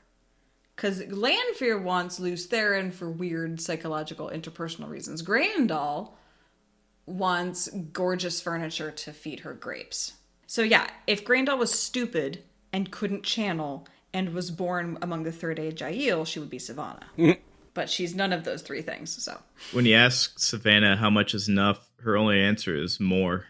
Correct. She wants to rule the Aiel because the Aiel are an effective force for milking the wetlands for wealth. She doesn't want to rule the Aiel because she thinks that she can do better for the Aiel. She thinks that they can do better for her. Ask not what the Aiel can do for you. Ask what you can do for the Aiel. Yep, that's... It's not Savannah. This is very much someone who was born with rich parents on third base complaining that they haven't hit a home run yet. Yeah, this is... Yeah, so that's what I really feel about Savannah is she would see the world burn to be queen over the ashes, right? She's got that kind of narrow focus on as long as I win. That's it. That's the only winning that matters. Fuck the world. And so Rand says, I mean to let her know her mistake. I told you to make weapons, Taim. Show me just how deadly they are. Disperse the Shido. Break them. As you command. If Taim had been stiff before, he was stone now. And again, I think Taim wants to use the Shido. He doesn't want to break them like this. Agreed. I think he's... Go ahead. I've never really understood why he didn't like this command, especially knowing he's not Demon Dread. I think you're right, though. He saw angles on how to use the Aiel, and this is truncating that. Chad is saying he just doesn't like taking any orders. Doesn't matter what they are. That's fair. It seems like this is particularly bad, though. Like, this seems to be, like, he's taken a lot of orders from Rand. This one he's very upset about. It seems like this is against whatever plan he's come up with. I wonder if he's also worried it might turn some of the on-the-fence Asha'man against the mission of the Black Tower. Probably not. Like, let me work them up to this level of war crimes. You can't just rush them. But yeah. I would say, if anything, this is like a boon to his, like, oh yeah, all of these people commit terrible crimes. Maybe then I can convince them to join the dark side. Yeah. Yeah, and he's demonstrated resentment towards Rand's orders before, particularly with the order of the Asha'man, right? When he gives the pins out. Sure. Yeah. Same kind of thing. So it could just be ego. Tame has enough, that's for sure. But, yeah. I like how Loyal's ears wriggle uneasily. It's like, even the order is like, you shouldn't have done that. You shouldn't have done that. You've already made bad choices. Yeah. Perrin feels the same way, where he's like, Perrin is not okay with it, but he doesn't know what else to do. Because there is that decision. Like, do you kill a lot of enemies to save your allies? It's still a lot of death. Especially considering, like, hey, the last battle's coming. That's something Perrin harps on a lot, is like, I don't want to kill the White Cloaks because they could be useful in the last battle. You know, and one wonders, maybe could the Shido have been useful in the last battle? Is this wasted death? Yes. I mean... You know, Rand wants all 12 tribes to follow him. You know, this death is on Asmodean. Yeah. Yeah, absolutely. That him giving the dragons to Couladin and letting the Shido rebel has led to all of this with Savannah and the craziness. This is the price Rand has paid for his knowledge of how to channel, is the rebellion of the Shido. Oof. Because, yeah, otherwise you'd have Savannah and the Brotherless, and they would be it. That would be the entire defecting group, not the nucleus of a defecting faction. Mm-mm. And they wouldn't have had, the Brotherless wouldn't have had anywhere to go if the Shido weren't already there. Right. It would have been like literally a cult of personality around Savannah, 500 strong. That would have been it. None of this thousands upon thousands of both sides are equally corrupt, so I'll pick the one I'd rather have a beer with. So they're in the dome. We see Alana. He looks at Alana and realizes that all 9 Aes Sedai are holding the point power, which I'm not surprised. Oh, yeah. I would be fully guns out if I was an Aes Sedai in that situation. And then I kind of want to read the next section. Szeth, are you interested in reading some of this? Sure, absolutely. This is a pretty long section. Would you like that? I'd like to read. Do you want to go from Asha'man raise the barrier to Asha'man rest? Oh god, that's good. This is good, guys. Popcorn. Got it. Yep, that's a whole page. Asha'man raised the barrier 2 spans. At Tame's command, the edges of the dome rose all around. Surprised Shido, who had been pushing at what they could not see, stumbled forward. They recovered instantly, a black-veiled mass surging forward. But they had time for only a stride before Tame's next shout. Asha'man, kill. The front rank of Shido exploded.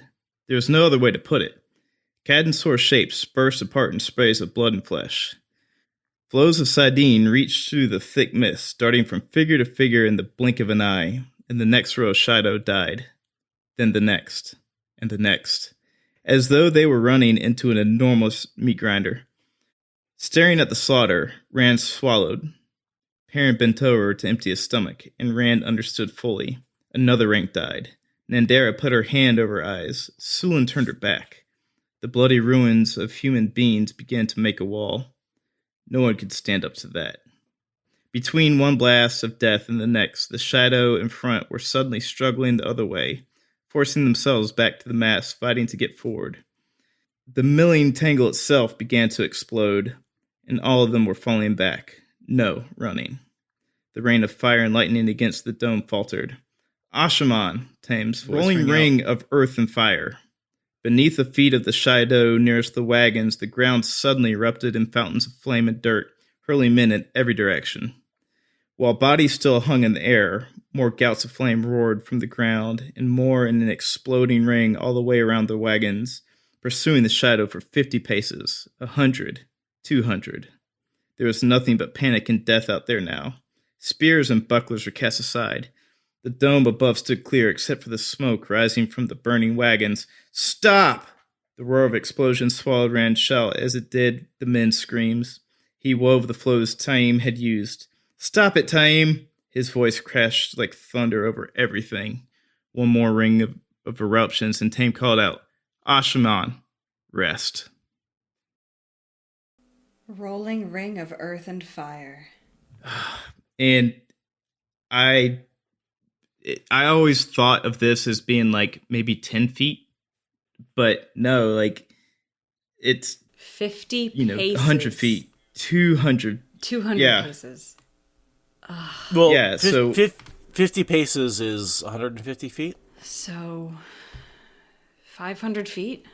Wait, what? So then 500 feet if it goes up to 200 paces. Oh yeah, right. Which is a tenth of a mile. A couple of football fields. Jeez. It's the Aiel have to look away from the amount of death. Yeah, and they're used to killing. Perrin just hacked his way through a wall of human bodies, and he didn't vomit until now. Mm-hmm. It's That's impossible to imagine unless you have spent a lot of time saturating in scale. If you don't have any sense of scale, this just breaks your brain and keeps on going. So we assume maybe half the Asha'man, half the Aes Sedai, god damn it, half the Aiel are dead? I have no idea. It's a lot. Assume 20,000 dead. Because 40,000 attacked. Mm-hmm. I just want to do a quick COVID comparison. Yeah. At the height of COVID deaths, we were having 3,000 to 4,000 COVID deaths a day here in America. Oh, God. That's about 5 to 10 days of COVID deaths. In 5 to 10 seconds? In 5 to 10 seconds. On one hand, it's a commentary on both how fucking brutal the war is, but also just how brutal COVID has been to America. That many deaths is brutal no matter how you slice it. Yeah, it really is. Whether it's from new and improved warfare technology or a random virus that came out of fucking nowhere. That's a lot of fucking death. It's a lot of death. In a very short period of time. Mm-hmm. Very short period of time. Like it's that moment from Star Wars of like how many people just all died at once. All at once. It's yeah. And it's something that I saw get brought up in chat that I've always wondered about this fight is how the allies survive. We've got these little huddles of Mayenners and Kyrianen and good guy Aiel that slowly creep forward through the wall of death at the end. And how many people died in this friendly fire? There's no way that those rolling rings of earth and fire discriminated. No way. No way. The only thing I'm thinking is that most of the allies were too far away. It has to be. But like that Perrin and Loyal and Aram got through. Dobrain and Ruark were with them at the beginning. Somehow they survived. The separation between them is dozens of hundreds of feet. Like, well, I always think that when the shield came up, like the people on the front lines were battering against the shield, but the people towards the back started pushing them back, and your battle leaders are already inside the dome. Well, so who's going to rally you forward? We see a couple of groups of allies who show up at the edge of the dome and just get swarmed under by the Shido. Yeah. Yeah, so it amazes me that so many of our named allies survive, given that. Marguerite is saying that about half the Mayenners and Kyrianen troops die, and that's stated in daggers. Half. Okay, so it really is just Ta'Veren twisting to keep our named characters alive. That's what I would assume, yeah. Okay, half. God. Because, I mean, literally, there's so many named characters that survived this battle that were with Perrin when he first hits the Aiel that I've always been confused how they were separated out enough to not be taken out by rolling ring of earth and fire. Plot armor. And also, he took all the named characters with him as that strike into the center, and they made it. I don't think they do. That's why Perrin wants to go back out, is because Ruark is still out there. And Amis. And I think Dobrain is out there, but he's not named by Perrin in this moment. No, I thought Dobrain was with them. I don't think so. Yeah, because doesn't he have the Banner of Light? Oh. Yeah, because Grady lifts it out of his hands. Oh, okay. But still, I know that Ruark and Amis are both on the other side of the dome, and they both survive. So, yeah, I'm okay. And most of the... We'll just go with odds. And, I mean, Perrin lost his entire wedge, right? Like, he made it through, and a few people made it with him. But most of his wedge is still out there fighting. Yeah. Yeah. All right. Plot, armor, and statistics. I'll take it. And so Rand congratulates the Asha'man in the most dead, emotionally drained voice that I've ever heard in the world. You have done well. I am become death. Mm-hmm. Asha'man, you have done well. I congratulate you, Taim. He turned away so he would not have to see the carnage anymore, hardly hearing the cheers of Lord Dragon and Asha'man that thundered from the black-coated men. And then Bera immediately Bera apes his phrase and comes up to him and says, "You have done well." He's like, "Bitch, please." Yeah. And it's like the exact same pandering. He's like, "I just said that to my Asha'man. I know exactly what you mean by that. Mm-hmm. You have survived by killing a lot of other people. Still, intentions do count, and your place is with them." I love that so much. They violated the 9 versus 6. It's true. I think Rand is completely justified in saying, for breaking the rules, you belong with my enemies until I have had a night's sleep to think about it. I don't. I mean, like, they came after him to rescue him. Like, he should be grateful. If he was not Darth Rand, he would understand that. And if he didn't trust no Aiel, he would, yes, they're trying to manipulate him, but they are there on his side. But they're not there on his control. No. It's real funny how he forgives the Asha'man for violating the restrictions against going against Aes Sedai, but he doesn't, do the same for the Aes Sedai that came to rescue him. Okay, that's a fair inconsistency. That's fair. But if Bera and Karuna had come up and said, "We hope you don't mind," which is literally all that Tame said. I hope you don't mind that I came to rescue. If Bera and Karuna had just started like that, I wouldn't feel like Rand was so justified. But they march up and say, "Oh, good job. You survived. Let us take care." No. Well, I think to him right now, there are no different factions of Aes Sedai. If you're Aes Sedai, you did this to him. Exactly. They had one vanishingly narrow chance to escape that brush, and they royally did not even try. They think that he's still going to be cowed by women that can channel, and he's like, "Do you know what just happened to me? No. You don't impress me." Yeah, the Aes Sedai arrogance really did him in right there, I think. I don't agree fully with the kneel or you will be knelt thing. I think that Tame definitely gets a little bit too into that on Rand's behalf, but Rand's mistrust and go sit in the corner is super justified. But I still love that. Like, someone finally telling the Aes Sedai to shut up and sit down. It is good. Finally. Kneel and swear to Lord Dragon or you will be knelt. I mean, it's just...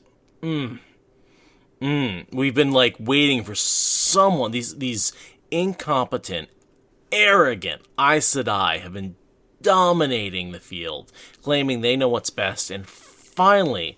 someone gets to slap him around and tell him to shut the fuck up. Yeah. There's so many good perspectives on this line because taken in isolation, it's creepy weird. There's a lot of men like to dominate women and weirdness. Sure, and who it's coming from as well. Exactly. Right? Like, it's coming from Taim, Dark Friend, evil, like... Yeah. All of that's happening, and it's so valuable to examine why... this line is comfortable or uncomfortable, but like you said, ultimately the Aes Sedai have spent the entire series telling people what to do. Yep. And Rand has now empowered one of their victims to tell them to shut the ever-living fuck up. And it's just... Taim was going to be stilled. You know, he's got his own reasons to tell these people to fuck off. And now he's helping reinforce his leader who is not in a position to create nuanced diplomacy. Like, it's a good line. I love it. Also, I like the layers if it's Tamandred. Exactly. It fits Tamandred so well. Tamandred would say that. And you wouldn't think that there was any weird, like, fan service for misogyny happening at all. I am not a fan of Tamandred. Reading this chapter, it's hard not to be in support of it. Exactly. There's so much Tamandred in this chapter. Yeah. And it's just, God, it's not a good moment. This is not a moment that is meant to be a good lesson for how to behave with other people. This is the nadir of why Darth Rand is justified. Bad things are happening. And Taim is enforcing that. Taim is helping Rand become Darth Rand. Taim pushes Rand in the dark direction. This supports that. Helping Rand think you have a right over these women, you can tell them what to do. That does not help Rand come to equilibrium. That helps him get out of balance. He's helping the Lord of Chaos rule. Yes.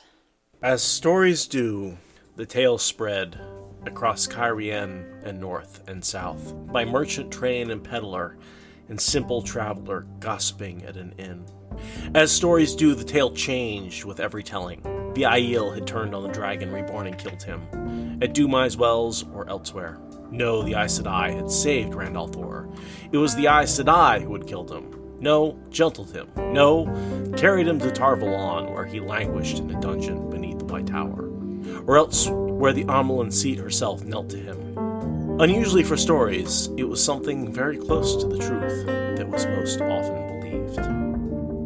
On a day of fire and blood, a tattered banner waved above Dumai's wells, bearing the ancient symbol of the Aes Sedai.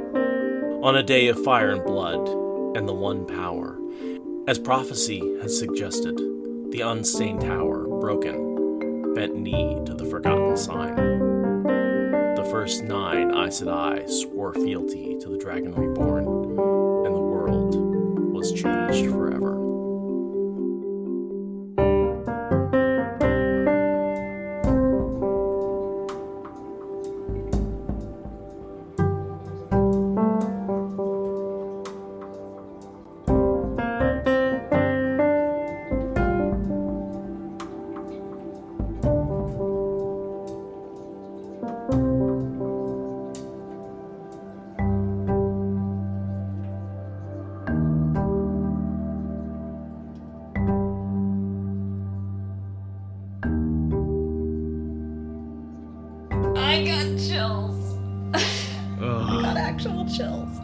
First 9. The world was changed forever.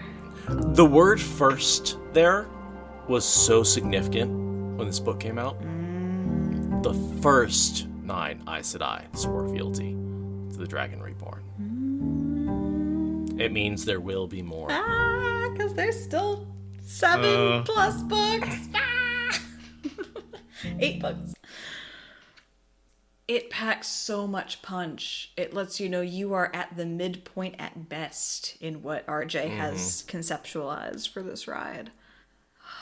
The first. And that was Dumai's Wells. At long freaking last. At long last. Oh my goodness. Thank you, Szeth, for joining us for this. Szeth. Oh, thank you, Seth and Aradia, for having me. It was quite enjoyable. Very enjoyable. Can we just do a thank you, Szeth round? Thank you, Szeth. Thank you, Seth. Thank you, Szeth. Thank you, Seth. Thank you, Szeth. Oh, thank you, Seth. Okay, both Szeths. You are both very thanked. You are both very appreciated. We love you both. And thank you, Aradia. Thank you, Aradia. Thank you, Aradia. That was wonderful. And thank you to everybody who joined us. Amazing crowd. Thank you. Oh my God, I can't believe everyone who showed up and listened the entire time.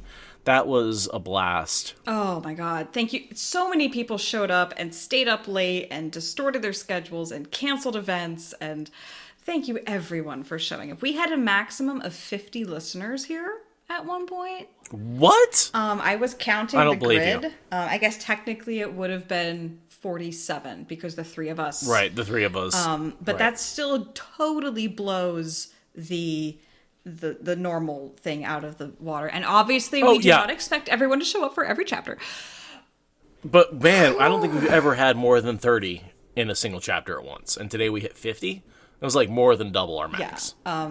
Which I expected because people were literally clamoring to be part of this episode since book 2 of the podcast.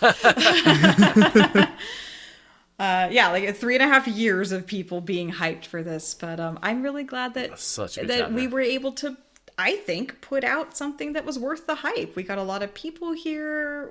We had a guest. I had a lot of fun. Stay on track. It's 4 hours later, but we tried. No, well, of course not. But we expected that. That was in the plan. I do think we did a good job of staying focused on why the chapter was awesome. Yeah. Seth, did you have a good time and say everything you wanted to say? You're on recording, so you have to perform well right now. Right. I had a great time. I had so many thoughts, but I could analyze every single word of every single sentence for meaning. And this is definitely the right podcast to do that on. Did you get it was in great. and I'm nodding? Yes, he did. I heard did. that at the end. Okay. I did. I just hope that we left enough space for you to have your thoughts. Yeah, sorry. Oh no, it's good. Too much. No, not at all. You left plenty of space. You know, sometimes I just got to make sure my thoughts are actually poignant and important and on task. I know that feeling. I mean, you become a podcaster and you lose all sense of what's appropriate, honestly. I have never shared personal details publicly on this podcast.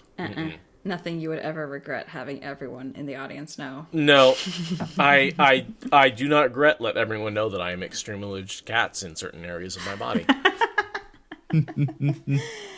Nope, don't regret that at all. I really wonder how we are going to bring this level of hype and awesomeness to future climax points as we head towards the latter half of the series. Because there's nothing like Find this. a third Szeth? I mean, there's nothing like Dumai's Wells, don't get me wrong, but the slog is where Watt Spoilers is going to shine. It's what I've been waiting for this whole time, because we are going to dig into that craziness of character depth and politics in a way that nobody has ever approached before. Hey, Seth, you want to come back for more of the slog? Oh, I am here for the slog. So, I am actually super excited about the next 4 books, because I want to prove to all the fucking assholes out there who have criticized this as the slog that this is the best part of the 13-book series. 14-book series. It's like it's a 7, really, 8, really 9, 10. Yeah. It's like it's a really, really rich cake, and you really have to take it in bites and just savor every little bit to really appreciate the richness of it. Yeah, I'm looking forward to being educated on how much I have underappreciated the slog. And there is debate as to whether or not Crown of Swords is part of the slog, whether it's 7, 8, 9, 10, or whether it's just 8, 9, 10. Yeah, I don't know. But you know, this is the slog for me. As an example, the 2 comments in chat are, I think Path of Daggers is the worst, followed by, I don't consider a Crown of Swords as part of the slog. Wait, those are agreeing. There is disagreement in the chat about... There's disagreement, yeah. 10, some are saying 10 isn't part of the slog. I think it absolutely is. Yeah, But also 11 is not part of the slog, yeah. But the thing about the slog is, it doesn't exist if you can just read the next book. That's not true. I didn't come to the books until I had to wait on Knife of Dreams, and I have listened through the books however many dozen times, and every time I get to the slog, I'm like, oh, right, the part where I can mostly check out and just sort of mentally check in now and then as the audiobooks roll by. It's... You can treat it as the slog even if you didn't have to wait on each of the books in the slog. I'm here to change your mind. I am so here to have my mind changed. It's funny for me, the slog was definitely there in the first reading, but when I did it the second time through, I kind of came to book 10 and realized that, oh wow, I just went through the slog and didn't even realize it, because I was like, I knew the characters, but I was discovering so much more that I missed on my first read. And I'm actually in the slog right now on my third read. Nice. I mean, I don't hate the slog. I just can easily recognize it. And I'm really excited to have the podcast go through it. And I'm hoping we get a lot of guests for the sloggiest slog chapters. Because I want to have my mind changed in all the ways. All right. Well, on that note, are you ready to turn recording off? Yes. Thank you so much, both Seths, for this. And thank you, Aradia. Thank you, Szeth. Thank you, Aradia. Thank you, Szeth. And at exactly 4 hours, we are turning off recording.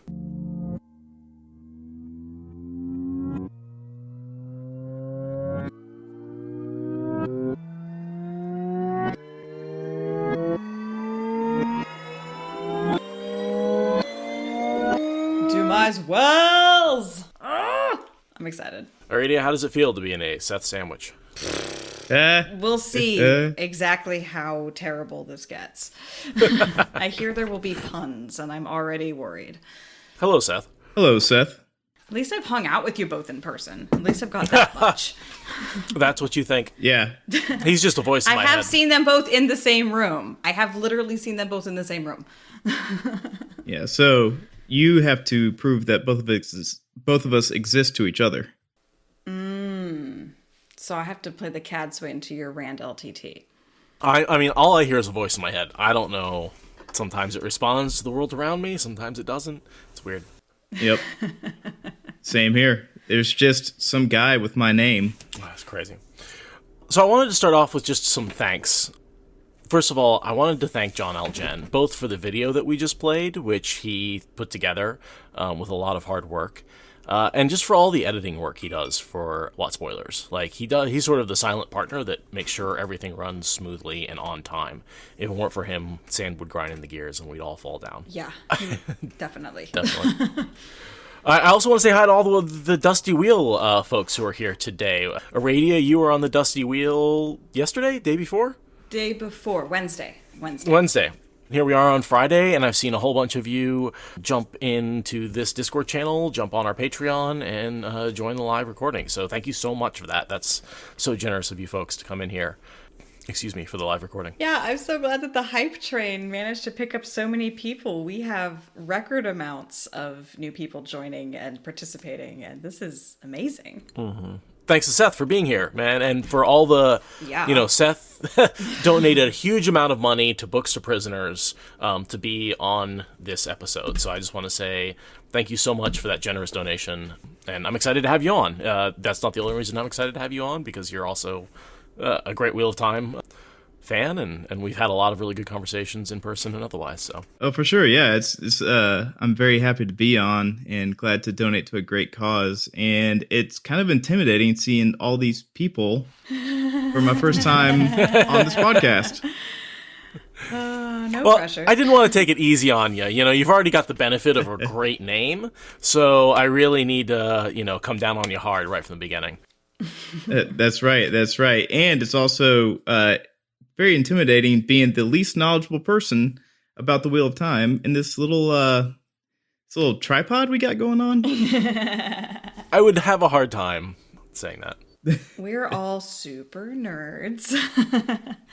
But this has been a moment in the making ever since the podcast really gained serious traction. People have been fighting over who is going to get to help with Dumai's Wells. I believe that's why we put it into the auction, was because there was no fair way to pick between all the highly qualified, enthusiastic volunteers. Seriously, if I had put everybody who asked to be on this episode in a pit, there would have been just bodies stacked on top of each other. Like, it wouldn't have even been a fight. It would have been a drowning. And since we're Americans, we resorted to capitalism. Exactly, yeah. We could have done random, but no, we had to turn a buck.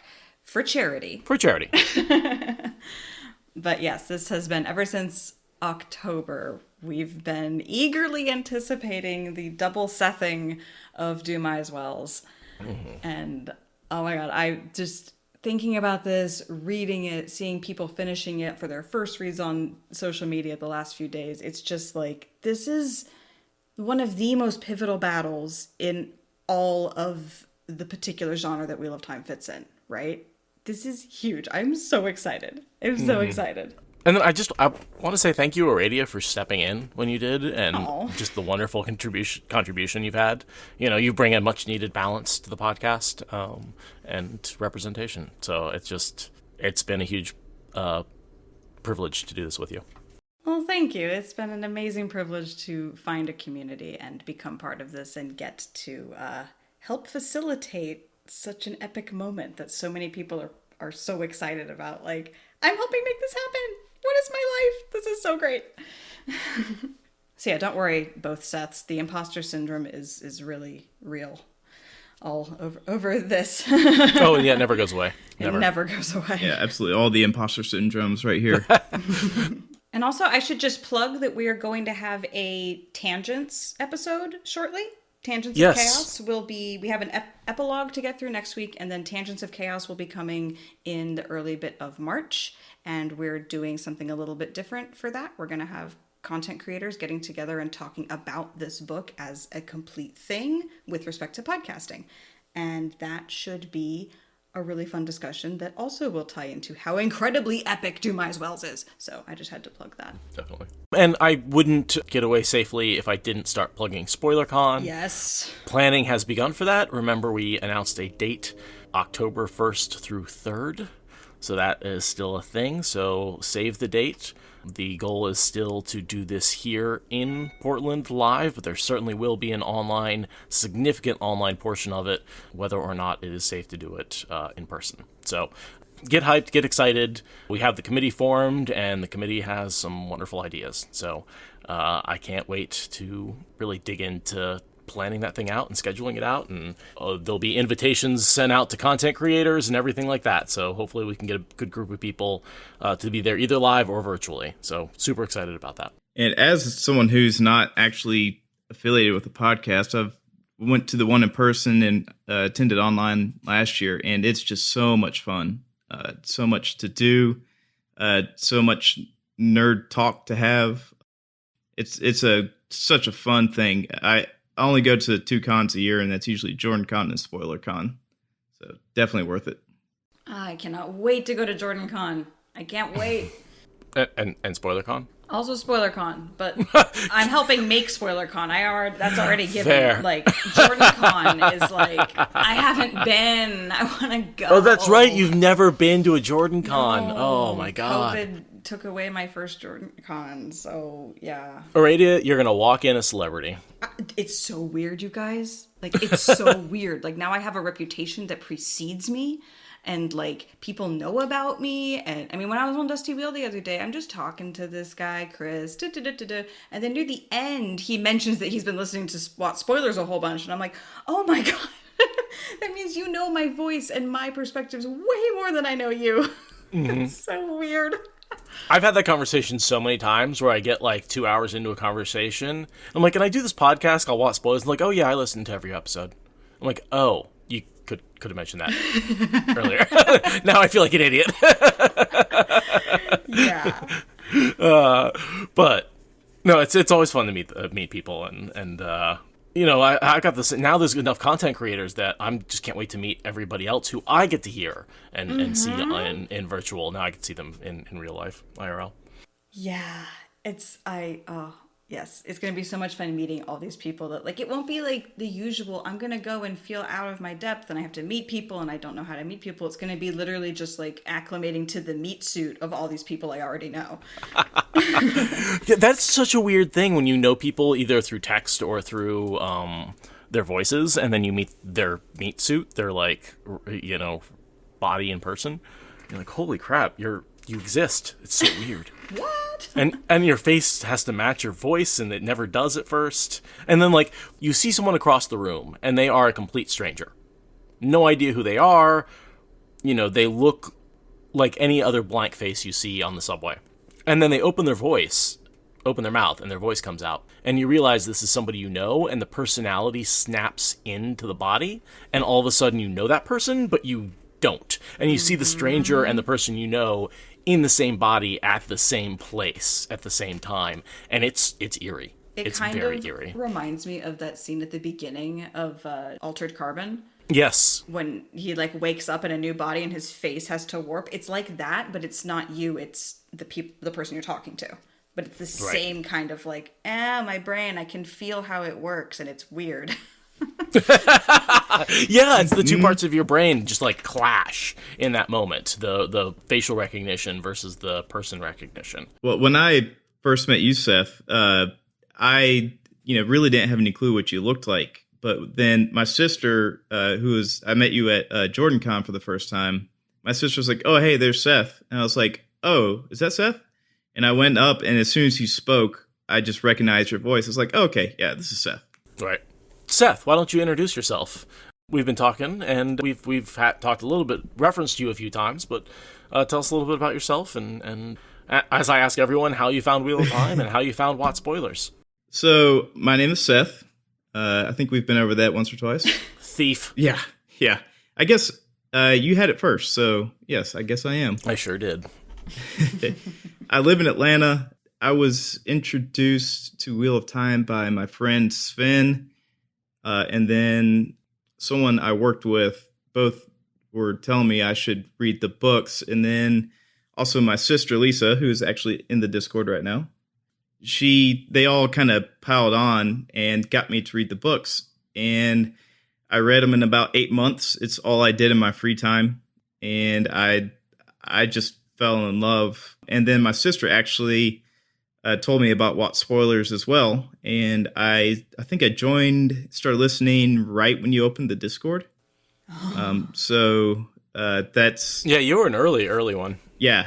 And so that's kind of my entire journey through Wheel of Time. And I've only, since I read it, I've only read Wheel of Time and Sanderson books, because I read it and I just can't stop thinking about it, so I have to reread it. I really need to branch out one of these days. I was going to say, I know you're a big fan of Sanderson and his Stormlight Archive and everything on that side. What did you think of Rhythm of War?